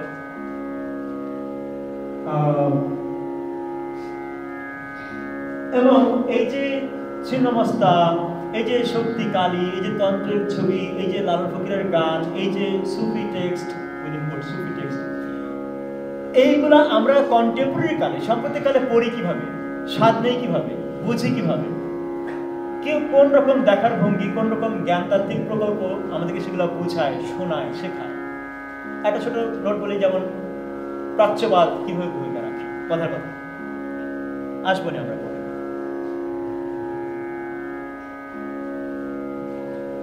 আমরা আরেকটা নতুন প্রসঙ্গে যুক্ত করেছি। এতক্ষণ যে রসের হিস্ট্রি আমরা করছি সংক্ষেপে, তার মধ্যে কিছু সমস্যার দিক আছে, মেনশন করে রাখি, তারপরে আমাদের কনক্লুশন। যে বামের ছবিটা, এটা হচ্ছে যে দুজন উইদিন কোট নারীর মিলনের ছবি, ভাস্কর্য। মাঝখানেটা হচ্ছে অর্ধনারীশ্বর, শিব এবং পার্বতীর মিলিত রূপ, মানে মিলিত রূপ না, মানে একাঙ্গ রূপ আর কি, অর্ধনারীশ্বর, একটা সন্তান।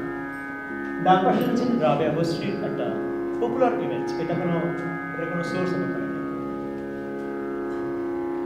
এইটার কারণ তো বুঝছিনি, যে প্রথমটা যে এটা ওই যে এতক্ষণ ধরে আমরা আলাপ করতেছিলাম যে তন্ত্র, রস, ভাবের সম্পর্ক, চিত্রকলা, আর্ট তৈরি, এই খবরটা কিভাবে আমরা দেখবো, এই চিত্রটাকে কিভাবে পড়বো, কিভাবে, এই কারণে দিচ্ছি। মাঝখানেটাও তাই, যে এতক্ষণ যে রসায়ন লাভ করছিলাম আমরা, এবং শেষেরটাও যে এতক্ষণ আমি রসায়ন লাভ করছিলাম, সেটার মধ্যে কিছু লক্ষণ আমরা দেখতে পাবো। যে রসের পুরো জিনিসটার যে জ্ঞানতাত্ত্বিক এবং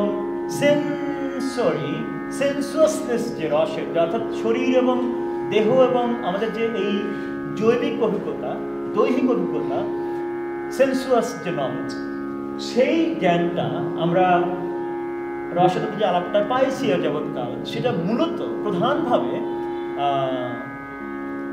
একটা পুরুষতান্ত্রিক সেন্স অফ বডি, পুরুষতান্ত্রিক সেন্স অফ রস প্রধানভাবে, সেটা ভরত থেকে শুরু করে ধরেন 17-18 শতক পর্যন্ত মূল ধারার রসতত্ত্বের এটা হচ্ছে প্রধান বৈশিষ্ট্য। এবং সেখানে রসের যেখানে শ্রেষ্ঠত্ব আছে, কোন রস শ্রেষ্ঠ, এবং সেই সমস্যা থেকে আমাদের এই অঞ্চলে যে শাক্ত বৈষ্ণব, তারাও যে খুব মুক্ত তাও নন। ওরা মাধুর্যকে যখন শ্রেষ্ঠ রস বলেন, বাকি রসের তাহলে কি হবে, এটা একটা সমালোচনা থাকলো আমাদের। আর একটা যেটা সমস্যা, সেটা হচ্ছে যে আমরা যখন ধরা যাক শৃঙ্গার, প্রেম, মিলন, যৌনতার যে সেন্স, যে ইয়েটা করি, আমরা ধারণাটা করি, সেইখানের মধ্যে যে রসের আমরা আলাপটা করি, সেটা মূলত কোন ধরনের সেন্স অফ জেন্ডার, কোন ধরনের সেন্স অফ শরীর, কোন ধরনের সেন্স অফ প্রেম, এটা খুব গুরুত্বপূর্ণ। এবং এই বিশ্লেষণের বা এই যে ক্যাটাগরাইজেশনের প্রক্রিয়া, সেই ক্যাটাগরাইজেশনের প্রক্রিয়াটা এবং সেই ফ্রেমওয়ার্কিং এর মধ্যে একটা পুরুষতন্ত্র সাধারণভাবে আছে। ডিটেল করার সুযোগ আজকে নাই আমাদের, কিন্তু এগুলো থেকে ওপেনিং এর জায়গায় কিছু আবার এই ট্র্যাডিশনের কোনায় কোনায় বা নানান জায়গায় রয়ে গেছে। এই কারণে কিন্তু ছবি দেওয়া, এইটা যেমন কল্পনা করতে পারবে না বৈদিক ব্রাহ্মণ্যবাদী রসতাত্ত্বিক, এটা কল্পনাই করতে পারবে না। দুজন নারী, তাদের মধ্যেকার মিলন কল্পনা করতে পারবে না। এইটা যেমন বৈদিক ব্রাহ্মণ্যবাদ কল্পনাই করতে পারে না, অর্ধনারীশ্বর। এইটা যেমন অর্থোডক্স পুরুষতান্ত্রিক ইন্টারপ্রিটেশন অফ ইসলাম বা সুফিজম কল্পনা করতে পারে না যে একজন নারী সে কিভাবে একজন এরকম সাধক হয়ে উঠতে পারে, এবং তিনি নিজে স্বয়ংসম্পূর্ণভাবেই একজন স্বাধীন সত্তা হিসেবে একজন সাধক হতে পারে। এবং শুধু তাই নয়, সুফি ট্রেডিশনের মধ্যে আল্লাহ, খোদা বা যেসব ধারণা নাম ধরে ডাকা হয়, সেখানে তার মধ্যে যে প্রেমের সম্পর্কে যে তত্ত্বায়নটা করেন, সেখানে জেন্ডারের আইডিয়াটা কি, কনসেপ্টটা কি, ওটা মেইন স্ট্রিম পুরুষতান্ত্রিক যে ইন্টারপ্রিটেশন অফ জেন্ডার এবং খোদা বান্দা বা ভক্ত এবং প্রভুর মধ্যেকার সম্পর্ক, সেটার বাইরে জিনিসটা চলে আসছে। এখানে শাখাশুখি ভাবেও প্রেম হয়েছে। আরো অনেক। ফলে ওই ওই যে ওপেনিংগুলা, ওই যে উন্মোচনের একটা বিন্দুগুলো আছে পুরো রসদত্তের ইতিহাসের মধ্যে, তার কয়েকটা নমুনা এখানে আমি এখানে দিচ্ছি আর কি, যে এগুলো আমরা খেয়াল করতে পারি। আলাপ কিন্তু শেষ। মূল তাহলে আজকে আলাপের উপসংহারগুলো কি আমি সংক্ষেপে বলে যাচ্ছি। অন্তত দুইটা ভাগে আমাদের এই রসদত্তের আলাপ এবং রসের সংবেদন, রসের অনুভব, রসের অভিজ্ঞতা, রসাস্বাদনের দুইটা অন্তত মোটা দাগে কাল পর্ব ভাগ করতে পারি আমরা। একটা হচ্ছে প্রাক ঔপনিবেশিক, প্রাক আধুনিক, আর্লি মডার্ন ইংরেজিতে বললে একটা সময়ের অভিজ্ঞতা, যেখানে আমরা রসকে, রসের উৎপাদন প্রক্রিয়াকে, রসের অভিজ্ঞতাকে যে জায়গা থেকে দেখছি সেটা নন সেকুলার। অর্থাৎ আমরা কিন্তু সব সংজ্ঞা আলাপের সুযোগ নেই আজকে। ইতিমধ্যে আমার কাছে সংকেত আসছে সময় শেষ, এটা বলে 9:30 বেজে গেছে। তো ফলে সেই আলাপে যাচ্ছি না, কিন্তু আমরা উপনিবেশ, পুঁজিবাদ, হ্যাঁ, এবং এই সব কিছুর মধ্যে দিয়ে আমরা যেই আধুনিকতার মধ্যে ঢুকছি এবং যেই বিশেষ ধরনের sense of spirituality, sense of ধর্ম, বোঝাপড়া অফ ধর্ম, বোঝাপড়া অফ আধ্যাত্মিকতা, সেই জায়গা থেকে আমরা প্রি কলোনিয়াল, আর্লি মডার্ন এবং প্রি মডার্ন ওই জগৎগুলা, ওই সব অভিজ্ঞতাকে আমরা ধর্মীয়, আধ্যাত্মিক এইসব হিসেবে দেখি। এবং সেই কারণে আমরা সেগুলোর মধ্যে as such art value, as such আধুনিক অর্থে অ্যাজ সাচ আমরা রসের খবর এই কারণে আমরা দেখতে পাই। যে কারণে অবনীন্দ্রনাথ ঠাকুর তন্ত্রের ওই টেক্সটের মধ্যে রসের সম্ভাবনাই দেখেন নাই, কারণ তার কাছে ওগুলো হচ্ছে যে মানে একটা একটা বিশেষ ধরনের সাধারণ একটা খুব মেরে কাঠ বর্ণনা। কারণ এইটাই হচ্ছে যে আমরা যখন ওই একটা বিশেষ চৈতন্যের দশা, প্রি কলোনিয়াল, প্রি মডার্ন চৈতন্যের দশা, সেইখানে আমাদের সংবেদনের যে ধরনটা, সেখানে আমাদের রসের অভিজ্ঞতা নেবার যে ধরনটা, সেখানে শর্তগুলো কি? একটা বিশেষ চৈতন্যের পরিকাঠামো, একটা বিশেষ সামাজিক পরিবেশগত, যেটা আমরা এখন সাংস্কৃতিক বলি, সেসব শর্ত যে দশায় তারা আছেন, সেই দশায়, সেই ভাষা, সেই যোগাযোগ, সেই প্রক্রিয়ার মধ্যেই কেবলমাত্র ওইসব রস আস্বাদন করা সম্ভব ছিল। তার বাইরে যখন আমরা চলে আসতেছি কন্টেম্পোরারি, ধরা যাক উপনিবেশ, আধুনিকতা, যোগাযোগের ধরন, ওই যে কালি সিগারেট, যোগাযোগের ধরন, ছাপাখানা, রেডিও, টেলিভিশন, নিউজ পেপার, আমাদের সংবেদন পাল্টাই যাচ্ছে পুরা। আমরা চলচ্চিত্র দেখতে পাচ্ছি, ফটোগ্রাফ দেখতে পাচ্ছি, রিপ্রোডাকশন অফ আর্ট শুরু হয়ে গেছে, আর্ট ওয়ার্ক শুরু হয়ে গেছে, ছাপাখানা শুরু হয়েছে, জাতীয়তাবাদ হাজির হয়ে গেছে। এখন কমিউনিটির আইডিয়া পুরো শিফট।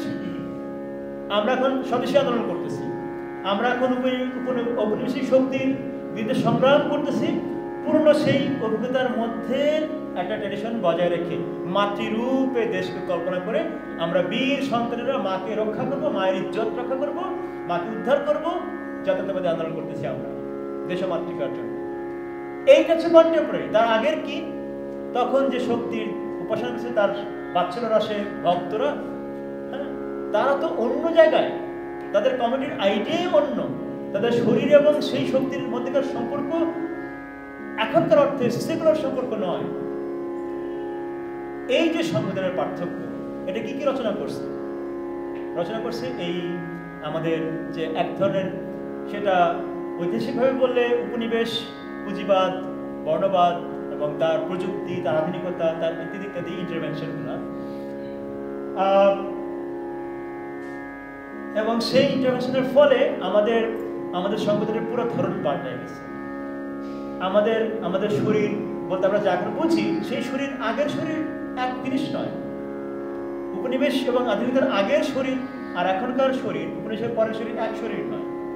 আমাদের ইন্দ্রিয়ের অভিজ্ঞতা পুরো পাল্টায় গেছে যখন আমরা স্ক্রিন দেখা শুরু করছি। আমরা যখন কানে শুনতাম গুরুর জিহ্বা লিঙ্গ শিষ্যের কর্ণজনী, সাধকদের গান, ওরাল ট্রেডিশনের কথা এটা। আমরা কানে শুনি, চোখে দেখি, শরীর দিয়ে শরীরকে আর যেই উপলব্ধিটা করি আমরা, সেই অভিজ্ঞতা আর এই নতুন প্রযুক্তি বর্ণবাদী ঔপনিবেশিক আধুনিক পুঁজিতান্ত্রিক সম্পর্কের মধ্যে বিকশিত প্রযুক্তি এবং তার অভিজ্ঞতা, তার অভিঘাত আমাদের চৈতন্য যে বিশেষ চেঞ্জটা করছে, তাকে আমরা একভাবে বলতে পারি, একভাবে এক ধরনের সিঙ্গুলারাইজেশন আমাদের সংবিধানের ক্ষেত্রে সেই চেঞ্জটা করছে। এবং যে কারণে আমরা আর আগের যা যা লোকে রস বলতো, যা যা লোকে রস পাইতো, যে প্রক্রিয়া রস পাইতো, তা আর আমরা পাই না। এই মৌলিক প্রভেদ, এই মৌলিক ডিপার্চার, এই মৌলিক বিচ্ছেদ, এই মৌলিক বিস্থাপন আমাদের করছে উপনিবেশ পুঁজিবাদ এবং এই ঔপনিবেশিক বর্ণবাদী আধুনিকতার প্রভাবের মধ্য দিয়ে। যে কারণে আমরা বিশেষ বিশেষ রসের অভিজ্ঞতার মধ্যে ঢুকছি, যেটা আগের সঙ্গে আর তুলনায় করা যায়। যেমন মডার্ন পাওয়ার, এটা একটা রস, এটা একটা রস উৎপাদন করে। মডার্ন পাওয়ার, রাষ্ট্র অভিজ্ঞতা, এর যে ভীষণতা, এর যে ইত্যাদি ইত্যাদি, হ্যাঁ, সেটাকে কি বলতে পারি আমরা? কাছাকাছি বলতে পারি যে গ্রোটেস্ক, অন্যরকম একটা ভীষণ বেদনা এবং ভয়াবহতা, আরো বহু রকম রস, অদ্ভুত অনেক কিছু। এই রসের নাম কি হবে? উপনিবেশের মধ্যে আমরা যে যাচ্ছি, পুরুষতান্ত্রিক বর্ণবাদী অভিজ্ঞতা, এটা তারা বিশেষ অভিজ্ঞতা দিচ্ছে। এটা আমাদের, এবং সে যা দেয় সেটা কি রস, এই রসের নাম তো আমরা ঠিক করতে পারিনি এখন। সেটা হয়তো আমাদের আলাপ করা দরকার। এবং সেখান থেকে আমরা যখন আমরা কন্টেম্পোরারি আর্ট বুঝতে চাই, কন্টেম্পোরারি জগৎ বুঝতে চাই, কন্টেম্পোরারি জগতের বোঝার ধরন বুঝতে চাই, আমাদের এই পার্থক্যটা মনে রেখে সম্ভবত আমাদের আগাতে হবে। লাইট বন্ধ করে দিচ্ছে, আমাদের বাড়ি করে দেবে। এখন বলবে কি যে তাহলে কি আপনি বলতে চাচ্ছেন যে মানে এখন আমরা তাহলে আর কি করতে পারি, বা এটা কি আমাদের এই দশাটাকে আমরা কি নাম দিতে পারি? এইটা আসলে একটা নতুন দশা, আমরা একটা নতুন দশার মধ্যে আছি, নতুন ভাবের মধ্যে আছি। সেই ভাবটা সংজ্ঞা বা বর্ণনা কেউ দেওয়া যাবে আমি জানি না, কিন্তু এটা এক ধরনের অস্থিরতা, এক ধরনের স্কিজোফ্রেনিক অবস্থা, এক ধরনের অস্থির মতি, এক ধরনের ভ্রান্তি এবং ভ্রান্তির বিলাসটা শুধু বলি, বাকিগুলো বলি না। বিলাসটা কি? যে আমরাও একদিন আধুনিক হব, আমরাও একদিন লস অ্যাঞ্জেলেস হব, আমরা একদিন সিঙ্গাপুর হব, আমরা একদিন এইসব হব।